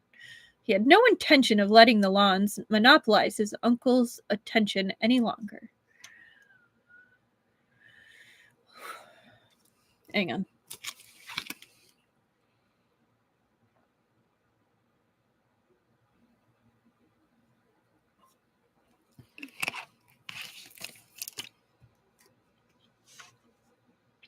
Wei Wuxian had never been someone prone to being idle, regardless of how he tended to remember or characterize his youth. He was someone who liked to have a purpose, a job, a project. If he wasn't supplied one, he would inevitably make one, and then everyone could just stand back and watch out. That being said, though, he never exactly had a full social calendar. As Yumeng Jiang's first disciple, he was kept busy, but that meant attending to his own lessons and helping provide instruction and guidance to the other disciples. He and Jiang Cheng had been young after all. The Gusu lectures had been one of their first large-scale events outside of their own borders.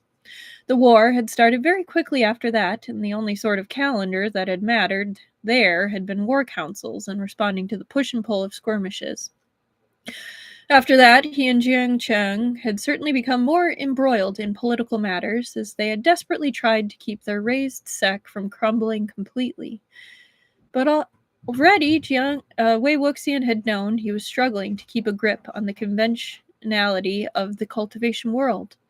Been hard to care about social niceties when you are constantly tired, constantly sore, constantly haunted with memories of pain and torture and blood, and then the winds had happened, and the burial mounds again, where he certainly had been busy, but it had been pure, relentless survival. Nothing planned, nothing scheduled, just an endless fight against absolutely everyone and everything. And then he had died and been allowed to drift for over a decade.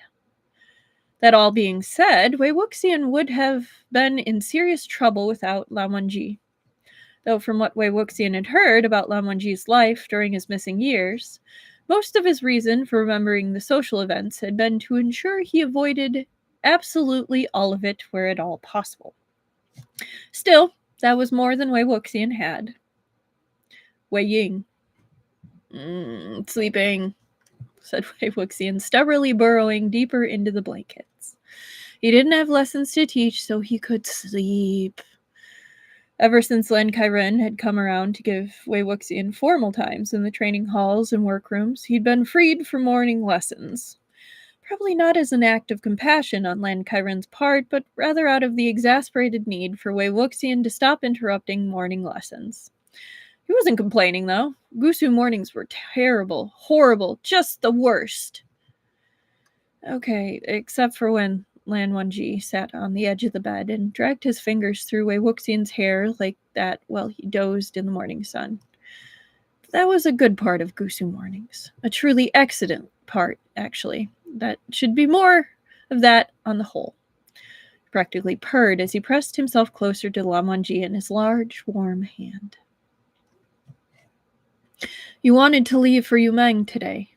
We should leave before noon. That's today? That can't be right. I just got back from Qinghe. Well, he had just gotten back a few days ago. Surely not that long. Not long enough for it to be time to leave again, right? He only had a few days to relax in Gusu. What? Well, a week? A couple weeks? Wei Wuxian scowled into the mattress, trying to sort out the days in his head. This whole having people actually enjoy seeing him thing was way more exhausting than he remembered from his first life. It still baffled him that he kept getting letters inviting him to this, that, or the other, some even independent of Lan Wangji. Same, fam, same. Wei Wuxian groaned into the bedclothes. We don't have to, said Lan Wangji, for all the world like a patient, understanding husband, and not like he was secretly hoping to get out of needing to exist in the same space as Jiang Cheng for any length of time. Wei Wuxian snorted, but it motivated him to actually sit upright. What a good husband I have, to follow me to Yunmeng and Lanling.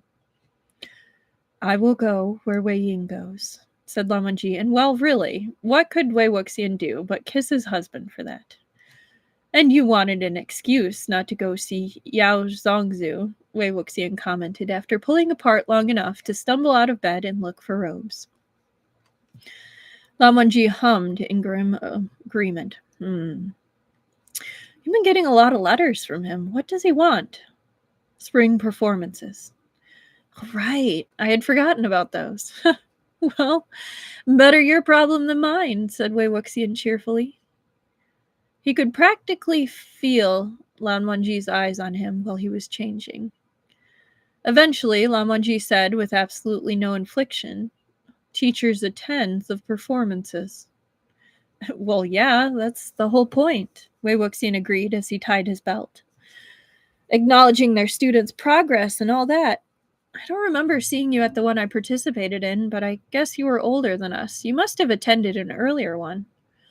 It would probably have been beneath baby Hong Wanjun's dignity, but I remember looking over and seeing the seating reserved for the Jiang teachers. Thought I would die from nerves. But both me and Jiang Cheng ended up doing well. Will Wei Ying be coming this year? Not likely. Can you imagine how badly that would go? Sorry, you'll have to suffer through this one on your own, Lanzan. Come on, let's go eat so we can get to Lotus Pier before Jiang Cheng gets grouchy. The seasons changed, each one fading lovingly into the next, and Wei Wuxian had the pleasure of seeing the change across a variety of different territories. He saw the brilliant golds and reds of the trees up in Qinghe, and the way that leaves floated and reflected on the autumnal waters of Yunmeng. He saw the bright lanterns strung up in Lanling during the long winter evenings, and the soft blanket of snow that settled over Gusu. Finally, though, spring began to push up its buds, and everyone began to buzz with excitement of the spring performances. All winter, everywhere Wei Wuxian went, was evidence of the youngest disciples working themselves harder and harder to prepare themselves for what was likely their first big exhibition in front of strangers, both peers and adults from sects they may not or may only loosely know.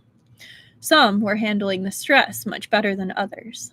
Some could hardly contain their excitement, while others looked like they were about to be sick any time it was mentioned. The Lan disciples were not immune to this, and Wei Wuxian felt that he had suddenly turned into a brood hen for all the tiny little chicks he had pressed up around him, as if proximity could somehow calm their nerves. That's so cute. Ah, I'm sad I missed Ayuan's spring performance, said Wei Wuxian from where he lounged on the Jingxi floor. His two favorite juniors were with him, everyone sitting around the hearth to keep warm while it flurried outside. I bet you were adorable. Shizui could hardly be persuaded to come out from behind Hong Wenjun's legs. Jingy! It's true! Calligraphy was part of the performances that year, and I don't think I've ever seen Shizui print such shaky characters. Even mine looked better. Too cute, moaned Wei Wuxian. It's unfair that I was dead for that. I should have been allowed to watch. Well, you'll get to see the new juniors this year at least, said Lan Shizui, who still flinched at Wei Wuxian's death jokes.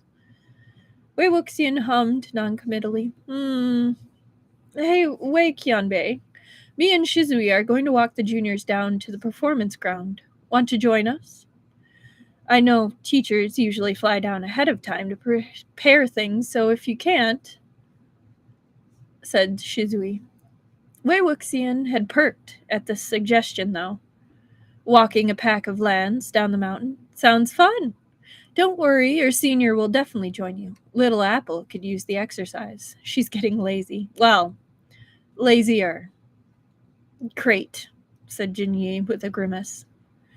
So when it was finally time to set off with the disciples, Wei Wuxian bid farewell, Lan Wangji farewell as chief cultivator. He would be expected to be there early, so would fly down on his own time rather than joining the long, slow procession the juniors would have to take on foot.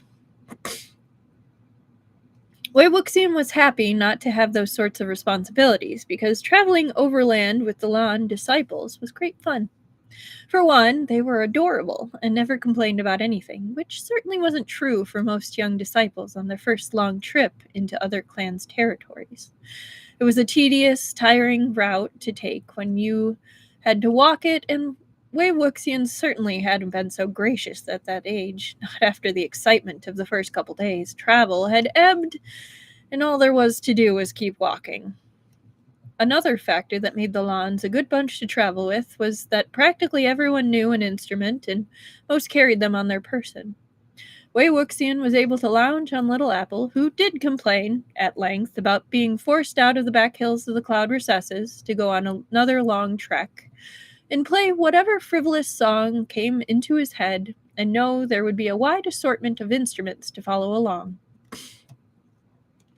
It was still a rather bemusing delight to be able to whip Chen King out from his belt, and rather than being met with abject fear, as he was instead pestered for which song they should play first. The most nefarious thing he had done with his dizzy since the beginning of the trip was attempt to indoctrinate the baby Lans into appreciating Yunmeng folk songs. It hadn't worked so far. They much preferred the ones they were familiar with, but he was certain it was only because he couldn't play and sing at the same time. Half the fun of the songs came from their absurd and occasionally tawdry lyrics. He would continue to work at it. Though not right now. Perhaps on the equally long ride home. We're nearly there. The performance ground should be just up ahead, Wei Wuxian remarked as they passed by the talismans arranged around the perimeter of the area, both warding the area and directing new arrivals. This comment had in part been a reassurance for Little Apple and in part an explanation for Lan Shizui and Lan Jingyi, who were walking alongside him. We'll have to lead them the rest of the way, but baby Lans are so well behaved, it's not like they'll be hard. You'll meet someone soon who can show you where the Lan delegation is set up. Most of the instructors and elders attending the spring performances had flown ahead to confirm attendance numbers for each sect and help with preparations. It was only an assortment of older disciples, such as Lan Shizui and Jingyi, and unspoken for seniors like Wei Wuxian, who were responsible for seeing that the junior contingent didn't get lost. Lan Shizui turned towards him surprised. Wei Qianbei, what do you mean? Won't you be arriving with us? Me? Wei Wuxian laughed. Shizui, do you really think it's a good idea for the Yiling Patriarch to boldly march into one of the largest social gatherings of the year? That's asking for trouble. Wait, Wei Shifu isn't coming? This was the voice of one of the juniors trailing behind, young and sharp with shock. Wei Wuxian threw a smile over his shoulder. No, not me, he said. That's why I'm traveling with you now. This is our celebration before we get there. You can tell me all about it when it's time to go home. Rather than soothe the upset, it only seemed to stir more. What? But Wei Shifu, you have to come. Our teachers are supposed to sit with us senior Wei. It would be bad luck otherwise, right? What if something goes wrong? You have to watch us. Completely unprepared for the uproar from the normally tranquil Lan disciples, Wei Wuxian turned fully around on Little Apple, balancing cross-legged on her back as she continued to plod forward. He stared at a crowd of horrified little faces. Think of the trouble if I were there, he said, running a hand over his temple. You don't want to cause trouble for Hengwan Jun and the elders, do you? Besides, you'll have all your other instructors. They're probably already there waiting to greet you. This only brought more outrage. How would it be trouble? Hengwan Jun always wants Senior Wei with him. It's not trouble for you to be there. You're one of our teachers. You're supposed to be there too. Honor your students and their efforts, one recited boldly. Wei Wuxian shook his head. He already felt bad enough not being there. He didn't need this sort of guilt. You're too young to understand it. Shizui, Jingyi explained it to them. They're right. You are supposed to honor their efforts, and that's what this whole event is for, said Lan Jingyi, the traitor. I'm not a real teacher, Wei Wuxian argued, turning his growing exasperation on Lan Jingyi now. Lan Kairin would sooner make Little Apple a formal teacher than me. He just lets me use the training rooms to keep me out of trouble. This brought on a whole new onslaught of objection. Wei Qianbei. Wei Qianbei. You never said you didn't intend to join us, Lan Shizui said, soft voice cutting through the noise. I thought it was obvious, groaned Wei Wuxian. Who's going to invite the Yiling Patriarch to something like this? Ah, you're all such children. Everyone else there will remember the last time I was at a large gathering like this. No one wants that. The last time you were at a large gathering like this was New Year's at Jin Ling Tai, said Lan Jingyi. You got drunk and spent most of the night on Hung Wenjun's lap, but I think pretty much everyone expects that these days. I wouldn't worry. Wei Wuxian flushed. That was not the gathering I was referring to. Lan Shizui frowned. Then the discussion conference in Qinghe? Because I think sect leader Nai enjoyed that fight you started about fishing rights, and the matter did get resolved eventually. It was the most interesting thing that happened over the entire 3 days, Lan Jingyi agreed. I wasn't talking about that either. Who would have thought I'd attend so many boring meetings? Since coming back, you'd think dying would excuse you from that sort of thing. Anyway, those are different. Different how? Lan Jingyi demanded. Wei Wuxian was spared coming up with a response by a sudden commotion coming from among the trees. Wei Qianbei! Wei Qianbei! Would you get lost? Our sect leader told us to be here. From the trees came a pack of disciples that seemed to have been arguing amongst themselves. 3 of them were the dark blues of Yao disciples. They looked to be about the same age as Lan Shizui and Lan Jingyi, so most likely they had been disposable enough to give the tedious job of patrolling the performance ground border and responding to disturbances in the wards. They were to be expected, and normally Wei Wuxian would be happy to deposit his lands into their hands and take his leave. But the squabbling seemed to be brought about by a handful of disciples who wore the earthy tones of the Nai clan. Why would Nai Zongzu be telling you to walk patrols on Yao land? One of the Yao disciples snapped. Who's walking patrols? We aren't walking patrols, and Nai retorted back. Nai Li Juan, if Wei Wuxian was remembering correctly. Zongzu said he must speak with Wei Qianbei and told us to keep an eye out for the Lan contingent. Not entirely sure what exactly was happening, but amused at the silly argument sprouting out between the youths, Wei Wuxian leaned against Little Apple's neck to watch. He could practically feel the radiating disapproval of the little Lans behind him as they watched this unseeming display, as if they hadn't just been bickering and squabbling themselves a moment ago. That's pretty funny. What does Nai Zongzu need with me? Wei Wuxian asked. I haven't had anything to do with setting up the spring performances. Surely it'd be better to address Yao Zongzu. Though condemning anyone to discussions with sect leader Yao felt a little mean-spirited, even Wei Wuxian. The Yao disciples nodded in annoyed confirmation, but the Nai disciples ignored them and shook their heads. Nai Zongzu didn't say, but he's been fretting about it for the past 3 days. He said, you're surely the only one who can help him. This actually did make Nai Lai Jun's grimace apologetically. She offered Wei Wuxian a bow. This disciple apologizes for the imposition, but Nai Zongzu has been...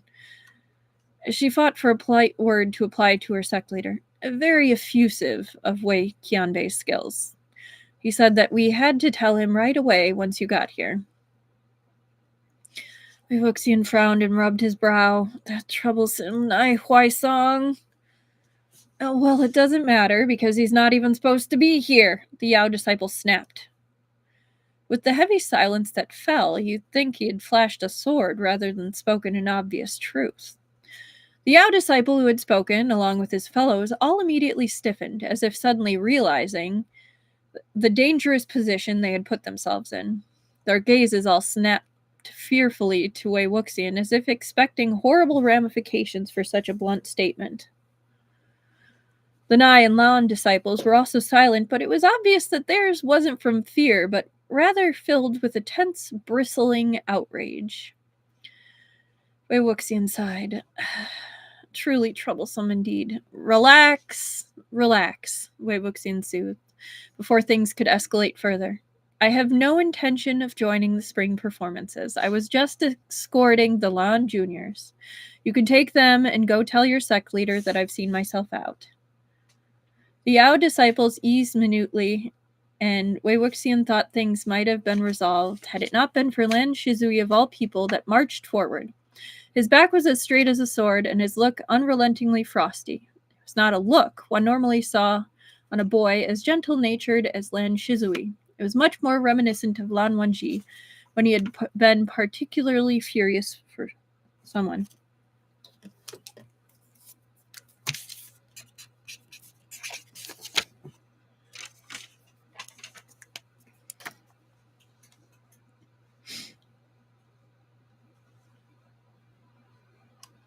This disciple apologizes for interrupting, Senior, but this is inappropriate, Lan Shizui said firmly. Shizui? What are you talking about? Lan Shizui did not stop glaring at the Yao disciple, nor not even to look back at Wei Wuxian as he spoke. The spring performances for junior disciples is a long-held tradition, and it is hosted every several years. It has always been a tradition that the junior disciples' teachers would sit in attendance of these events to honor the students' learning. It has never been the prerogative of any sect, host or not, to dictate who is permitted to sit as a teacher. Wei Wuxian is an instructor of the Lan sect and will sit with the Lan sect. Respectfully, it is not Yao Zongzu's right to dictate this. What is not Yao Zongzu's right? A new, all-too-familiar voice sneered out. Maybe Wei Wuxian should have left earlier, he thought to himself, already feeling tired by the whole affair. Maybe as soon as they had crossed into Yao territory. He would have felt negligent not to see the Lans to the performance grounds, but maybe just trusting Lan Shizui and Lan Jingyi to see them the rest of the way would have been wiser. Maybe he should have just stayed in cloud recesses after all. No, he really couldn't have done that. The sight of all those sad little Lan faces if they had heard he wasn't coming to cheer them on at all. Impossible. Well, it meant he had to deal with this mess now, because that was indeed sect leader Yao. Marching towards them.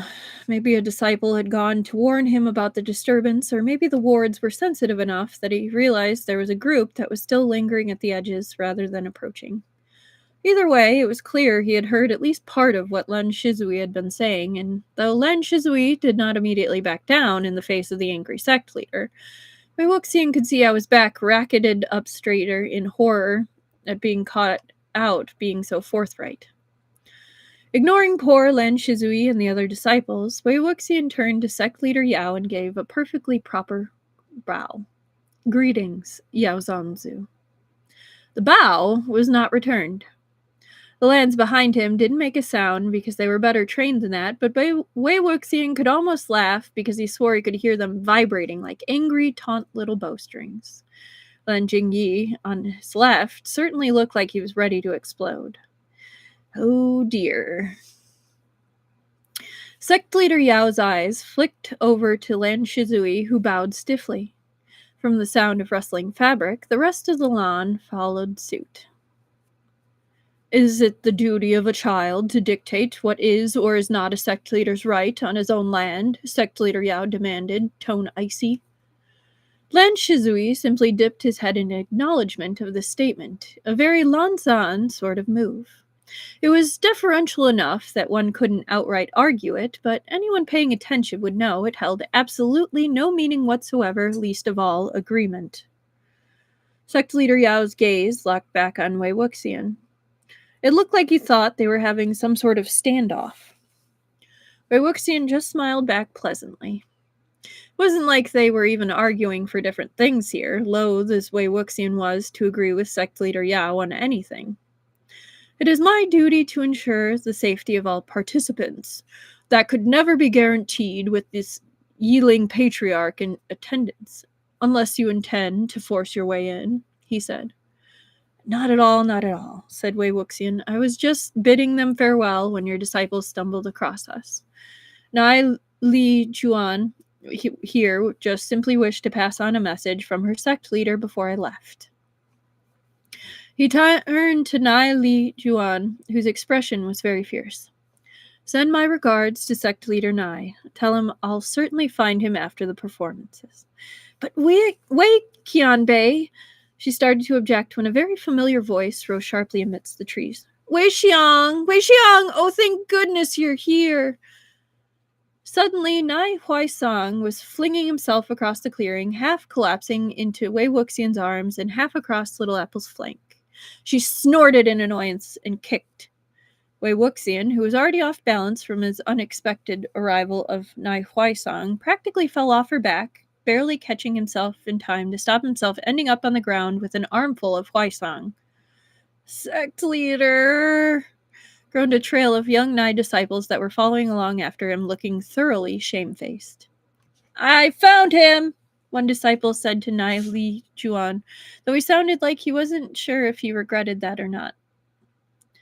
Please help me, Wei Wuxian. I really don't know what to do. I just don't know. I don't know. Nai Huaisang practically wailed, completely tone-deaf to the mood in the clearing. Sect leader Yao stared on with clear contempt. Nai Zongzu, I'm afraid it will have to wait. The Yiling patriarch was just leaving. Nai Huaisang looked up with big, distraught eyes. Leaving? Leaving? But Wei Wuxian, you just got here. The performances haven't even started for another 2 days. Surely you have time to help me.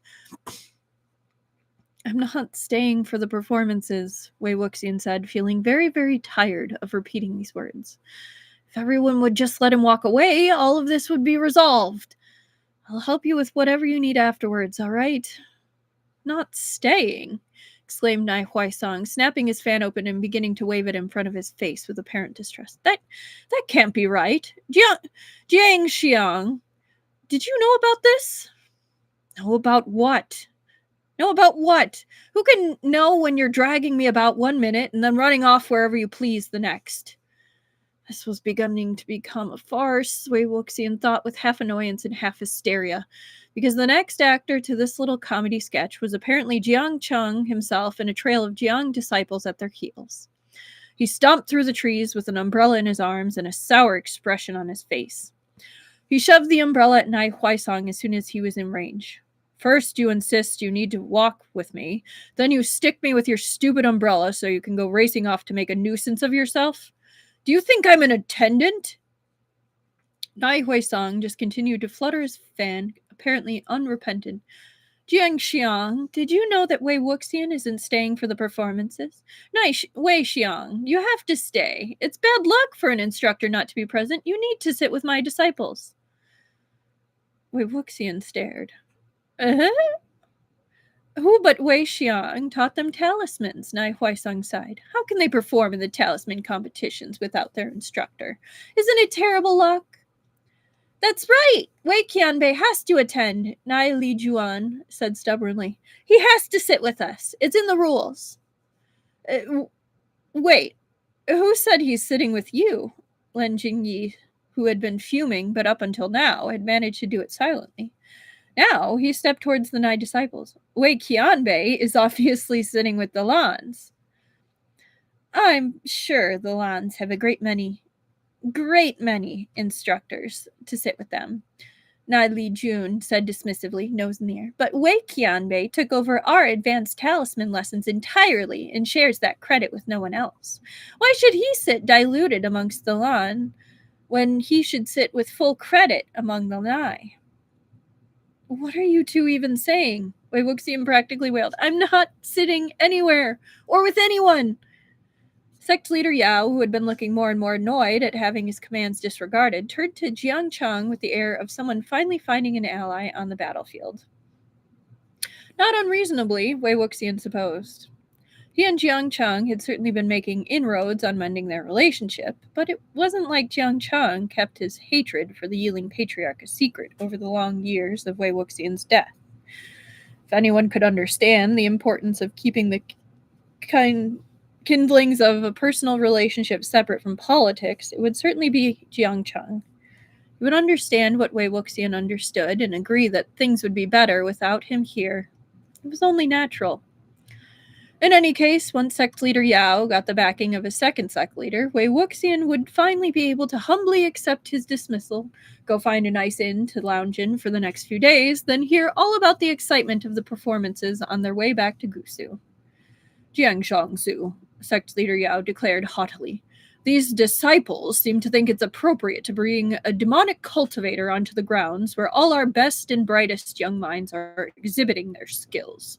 You are familiar with the Yiling Patriarch?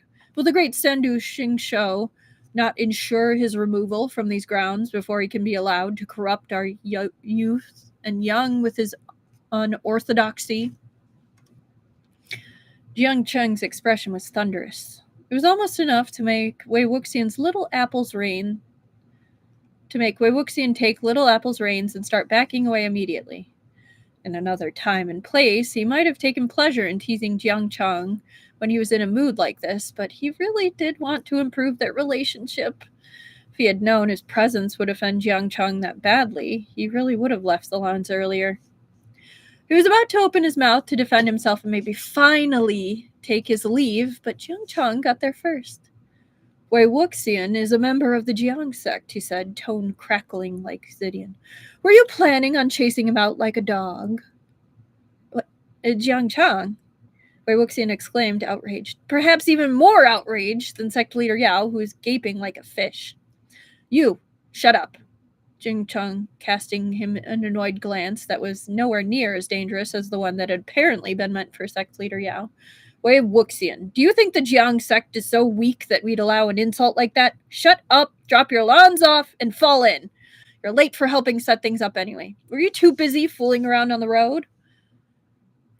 Jiang Zongzhu, I can assure you no insult was meant, sect leader Yao was simpering, but really, I simply cannot allow it.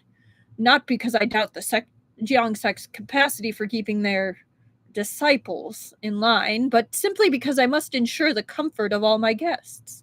Having a figure like like Wei Wuxian's presence here would surely cause conflict, even among the most well-meaning guests. Is there someone here whose discomfort outweighs a sect leader's right to bring his own disciples to a sect conference? Nai Huaisang asked from behind his fan, like this was a genuine point of curiosity. Is it not the host's job to ensure seating is arranged in a way that such discomfort is minimized? I certainly remember Dagua fussing over such things before. Sect leader Yao was looking distinctly cornered and like a cornered animal.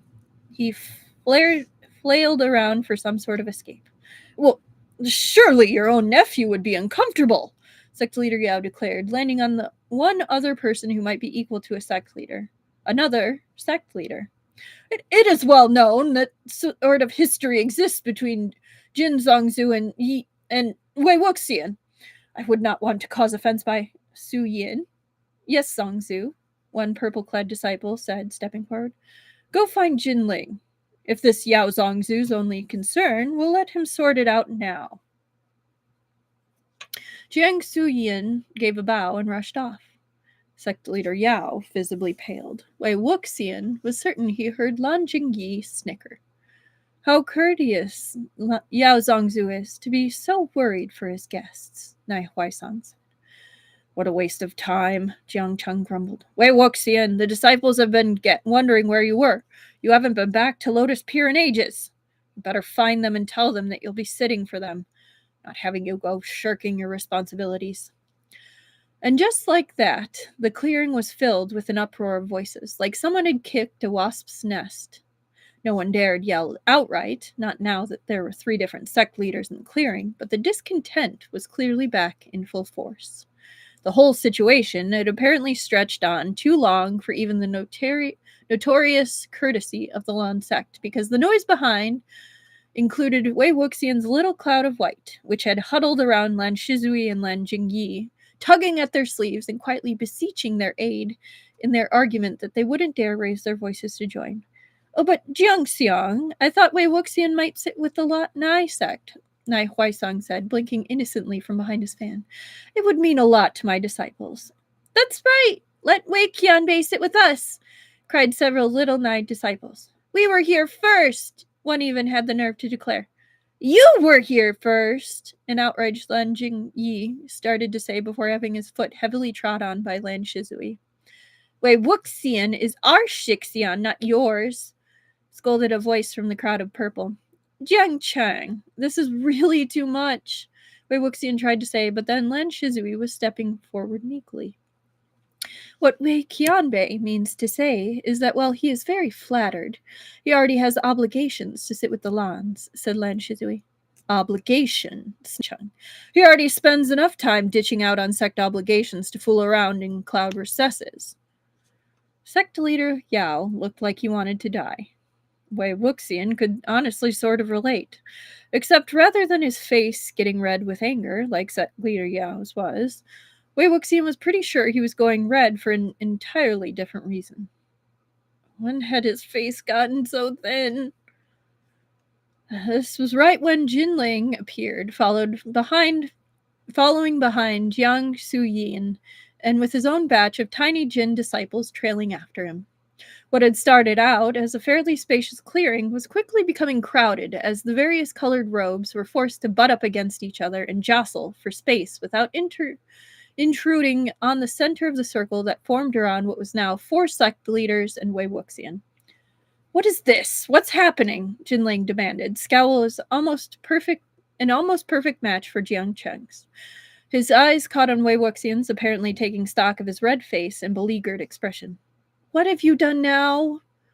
Nothing! Cried Wei Wuxian, who felt very ill-treated by this remark indeed. He wanted nothing more than to leave and put a stop to all of this. It wasn't his fault he was trapped in both social decorum and a literal mob of baby disciples. Sect leader Yao thought we wouldn't want Wei Wuxian around, Jiang Cheng said bluntly, arms crossed. Would it be too uncomfortable for you to have this idiot at the spring performances? Jinling stared between Jiang Cheng and sect leader Yao. What the fuck? You finally said. It wouldn't hurt your feelings or something if Wei Wuxian is here then? Jiang Cheng pressed dryly. No, said Jinling. Why wouldn't Wei Wuxian be here? Excellent question, snapped Jiang Cheng. Wonderful. That seems to clear everything up, said Nai Huaisang cheerfully. What good news! Wei Xiang, can you come with me now?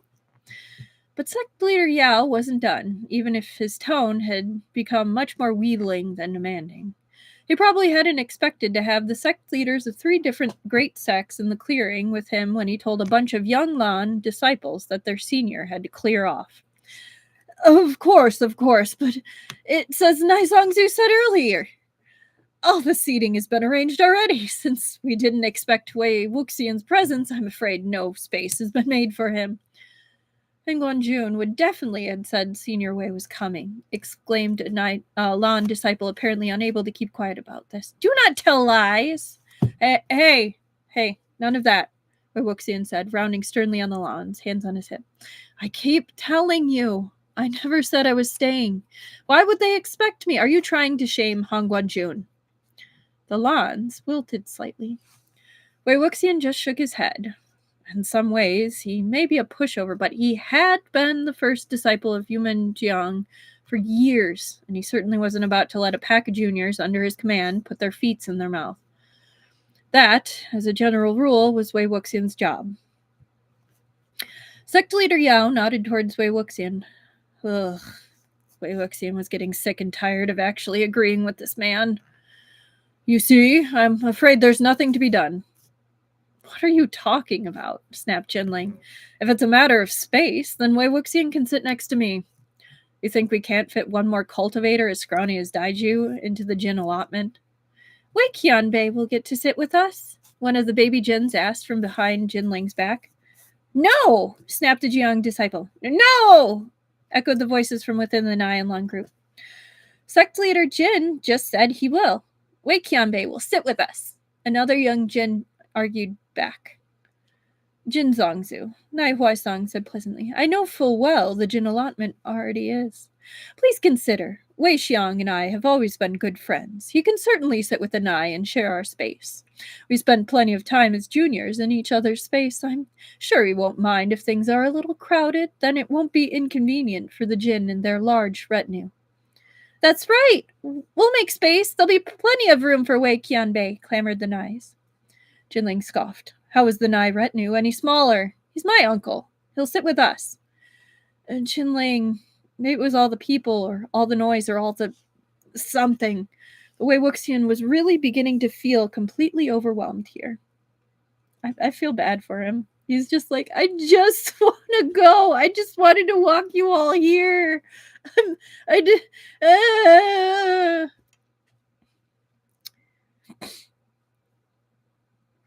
Why should Wei Wuxian sit with a sect where he's only a visiting lecturer? He should stay with the lands. That's his home. That's where he teaches the most. Jinling spun around in a fury until he spotted the loudmouthed Lan Jingyi. You! He said in outrage. How does being a teacher outrank family, huh? If it's a matter of family, then Wei Qianbei should definitely sit with us. He's Yang Zongzu's brother. Jinling and Lan Jingyi both scowled at the Jiang disciple. Who are you even supposed to be to talk to a sect leader like that? Jinling snapped. Jiang's disciple quailed back among the ranks of purple. No one dared point out that Lan Jingyi could apparently get away with the audacity without a reprimand. Be nice, be nice. Wei Wuxian scolded half-heartedly. Whether or not Jinling might declare him uncle to win an argument, he wasn't prepared to hear how Jiang Chang felt about Wei Wuxian being called brother. Just because he'd been invited back into the sect didn't mean that was a wound either of them were prepared to poke at just yet. Of course being brothers trumps, huffed Jiang Chang, once again wrong-footing Wei Wuxian with callous indifference. He marched forward and snatched Wei Wuxian's sleeve, for all the world acting like an annoyed child. Wei Wuxian almost wanted to laugh, except that made Jinling reach out to grab Wei Wuxian too. Juju! Jinling whined, and suddenly there were more hands tugging at the back of Wei Wuxian's robes, just not as firm as Jiang Chang and Jinling, but full of soft, pleading tugs as the baby Lan swarmed past Lan Jingyi and Lan Shizui to cling to him and call him back. And then suddenly Wei Wuxian was entirely surrounded by tiny bodies in all-colored robes, few standing taller than his elbow, pressing forward and pulling at him, entreating him and bickering with one another. How is it always you getting into messes like this? Things were calm before you got here, Jiang Chang remarked as he was jostled by children. Nai Huaisong had fallen back entirely, trying to hold his delicate fan and umbrella above the crowd. But even if his raised arms and wide sleeves hid his mouth, Wei Wuxian could see his smiling eyes as he watched Wei Wuxian's plight. Traitor. All of them. It was then that Wei Wuxian spotted the person he most wanted to see in a moment like this. Truly, he went where the chaos was. Lanzan! Wei Wuxian called pitifully. Lanzan, Lanzan, come save your husband. Lan Wangji, who, like a good chief cultivator, had likely been coming to see what was causing such a disturbance that it had made multiple sect leaders disappear, blinking at the sight before him. Rather than speaking up and commanding everyone to step down, though, Lan Wangji simply strode forward into the mob, not hesitating in his sure steps until he was right beside Wei Wuxian and able to reach down and bodily pluck Wei Wuxian up from the crowd. Wei Wuxian squawked in shock as he suddenly found himself balanced awkwardly on one of Lan Wangji's broad shoulders. Let no one ever doubt the prodigious Lan arm strength. This was startling enough that everyone stumbled back, hastening to make room for the chief cultivator.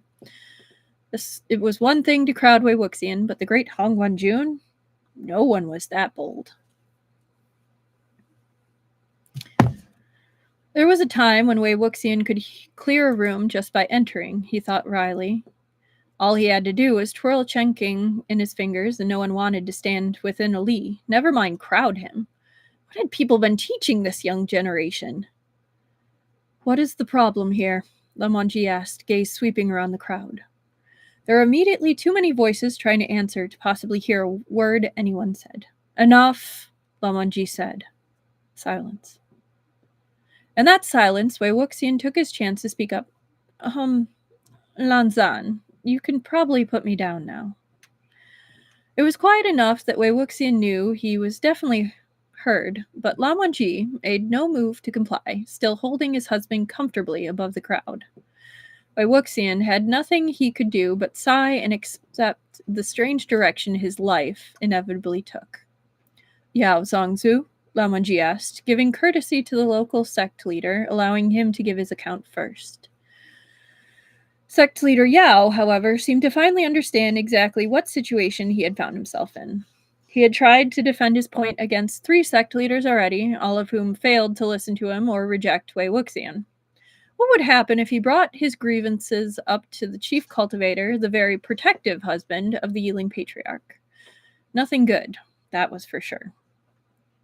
A misunderstanding, Xiandu, he murmured. Lan Wangji said nothing to this, and instead turned to Shizui, nodding to him to give a more thorough account. Lan Shizui stepped forward, took a breath, and did his best to explain this mess. It started just after we passed the wards for the performance grounds. Wei Qianbei suddenly claimed he would not be joining us for the performances. We were discussing this matter when several Yao disciples arrived on patrol, along with some Nai disciples who had apparently been told to watch out for Wei Wuxian. Sect leaders Yao, Nai, and Jiang were all informed and joined the discussion. Seemed Yao Zongzu did not want Wei Qianbei here and made several arguments as to why he should be dismissed. They were all refuted by the other sect leaders present, but even if they had not been, of course, the fact that he is a member of the land contingent would have rendered the argument moot. This is resolved, then? Lan Shizui shifted slightly, apparently reluctant to admit to what could only be called a childish squabble. Not quite, Han Guanjun. While it has been almost unanimously agreed that Wei Qianbei should be present, there have been some disagreements about which sect he should sit with, since he has taught at many over the past couple years. But since Wei Qianbei is married to Han Guanjun, he is of course Lan sect, so he's going to sit with us, right? Lan Jingyi piped up, but was quickly shouted down by the others. Apparently, even Han Guanjun's presence could not calm every child enough to allow a comment like that to pass. Please, as if that means anything, Jiang Cheng sneered. The look Lan Wangji cast Jiang Cheng could have frozen the entirety of Lotus Pier in midsummer. Well, it doesn't, Jiang Cheng said stubbornly, folding his arms and not backing down. After all, it was you two who chose to elope. It's not like anyone ever wrote either of you a proper marriage contract. Wei Wuxian's name is down in the Jiang sect ledgers, and it's never been written anywhere else. I know for a fact it was never arranged for him to be admitted into Lan sect, even if that's where he chooses to spend all his time. So if he's going to sit anywhere and observe any disciples, it's going to be his actual sect. Han Guanjun, shouldn't one's actual sect be where one spends one's time, not just where one's name is written? Lan Jingyi entreated, with a wave of hopeful Lan faces behind him. He spent the most time among the Lan, and the juniors all expect him to sit with them. Let him stay with us. Why should you get him just because you have him the rest of the time? Jinling demanded, glaring at Lan Jingyi. He's hardly ever had time to visit Koi Tower. He should at least have the time to sit with us now. You think only the Lan disciples were taught by Wei Wuxian? If anything, you've had your fill, and you should spend more time with the rest of us. This was met by a chorus of eager voices from behind Jinling's back. Perhaps, mused Nai Huaisang from where he now stood at the edge of the crowd, Wei Xiang should be asked where he would most like to sit. That seems like the simplest resolution. All faces turned back to Wei Wuxian. If he weren't perched so precariously on Lan Wangji's shoulder, he would definitely be squirming at the sudden attention, because what was he supposed to do with so many cute, hopeful eyes staring up at him? It was like being lovingly glared at by an army of kittens. But at least people finally seemed ready to listen to him, rather than just talking over him. I think I should just leave, and then none of these problems would... No! The response was so absolute as to almost be deafening. Apparently, he wasn't going to be listened to after all. His face really felt like it must be red as his hair ribbons. Lan Wangji straightened, and that was enough of a sign that he had come to a conclusion that the silence once again reigned. There is one clear resolution to this, he said. Almost as one, the expressions on the rest of the crowd fell. After all, it was well known that Han Guanjun refused his husband nothing. If Wei Wuxian said he wanted to leave, could anyone imagine Han Guanjun refusing him, even if every other person insisted he stay? Everyone was prepared for what was certain to be a single possible response. So no one, least of all Wei Wuxian, was quite prepared for when Lan Wangji solemnly said, "He'll sit with me," and turned to walk away. Wei Wuxian still balanced on his shoulder. "Lan Zan!" Wei Wuxian yelped, which broke everyone else out of their stupor and brought a swarm of disciples surging after them. No one was bold enough to grab at the chief cultivator's robes, but it did not stop the clamor they made as they followed. For anyone on the performance grounds who had not been privy to the previous argument, it must have been quite a sight. There was the chief cultivator cutting elegantly across the grounds like a swan while being trailed by a motley flock of scolding goslings. In the end, Wei Wuxian ended up sitting with all four of the sects over the various days, as well as with Lan Wangji up in the box that held sect leaders and other distinguished observers who did not sit as instructors. There were certainly people unhappy to see the Yiling patriarch there, and there were whisperings and murmurings of corruption and threats and unease, but they were fewer than Wei Wuxian could have ever expected and largely drowned out. After all, even if there were some annoyed to see Wei Wuxian there, it's not like any of those people were surprised. At this point, if Lan Wangji was invited somewhere, it was just best to assume that Wei Wuxian would be there as well.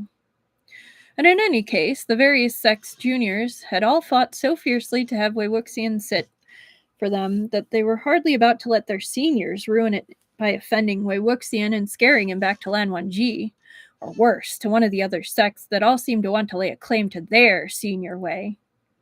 Their senior Wei. Oh, they're so cute. Wei Wuxian ended up having a wonderful time, which was not something he would have anticipated. He was able to cheer on the nigh disciples when they showed off their skills at talismans, delighted by how much steadier the youngest had become at the basics, and tickled by some of the surprises the older ones were able to bring out to impress the judges.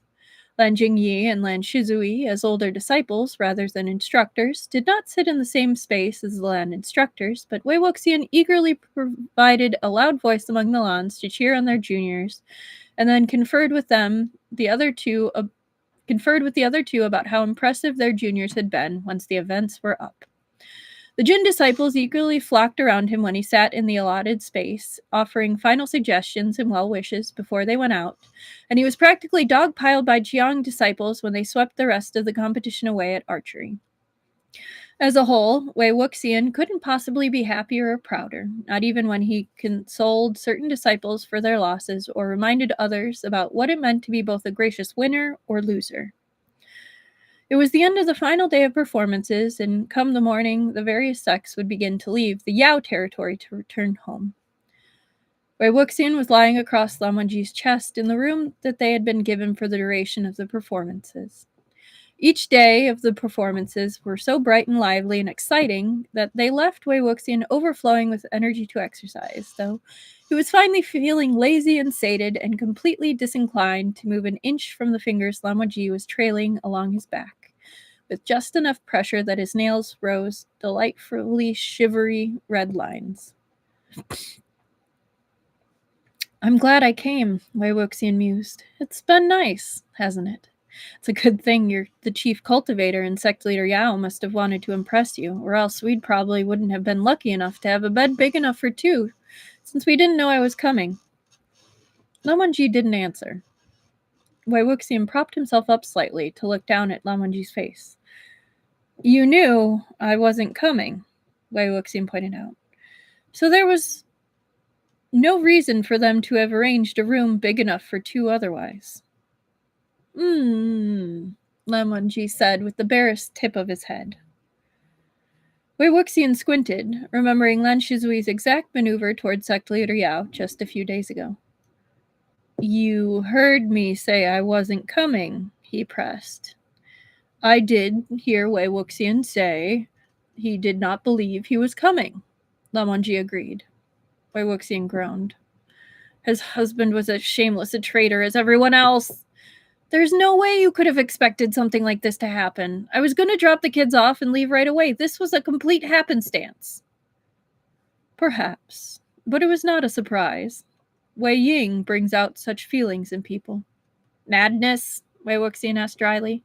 "Affection, loyalty, Love? Wei Wuxian scoffed. You're biased. But whatever, I'm glad it happened the way it did, even if I thought I was going to die of embarrassment listening to everyone argue over me like I was a prized cake. It was good to see how everyone did. And our juniors did so good, Lan-san. Aren't you proud of them? Lan Wangji hummed in agreement. I haven't thought about the spring performances in years. Not once we were too old to compete, but now I can't wait for the next one. Has anyone offered to host yet? Do we know how long of a wait it will be? Usually it's every 2 or 3 years, right? I don't want to wait. When was the last time Gusu hosted? Do you think we could do it up at the cloud recesses? I've been thinking about it all day. How fun would it be to set everything up? I wonder if I could figure out a way to adapt my final eyes summoning in a way that wouldn't make the rest of the cultivation world bay for my blood. Think of what cool competitions we could arrange with something like that. I would enjoy that, Lan Wangji said. It sounds like Brother is readying himself to leave seclusion. Perhaps that might be a more pleasant diversion for him to plan once he is ready. Sui Jun would be the best host, Wei Wuxian agreed. What about you? What has the great Hung Wenjun been thinking about during these competitions? Something less frivolous than my party planning? I think we should get married. Wei Wuxian sputtered and then laughed. How do you expect to do that, Lanzan? We're already married. I doubt there's anyone left in the cultivation world that doesn't know that we're married. Jiang Wanning was correct. This was said with enough distaste that it made Wei Wuxian chuckle. What about? We have never had a formal wedding and no official marriage contracts.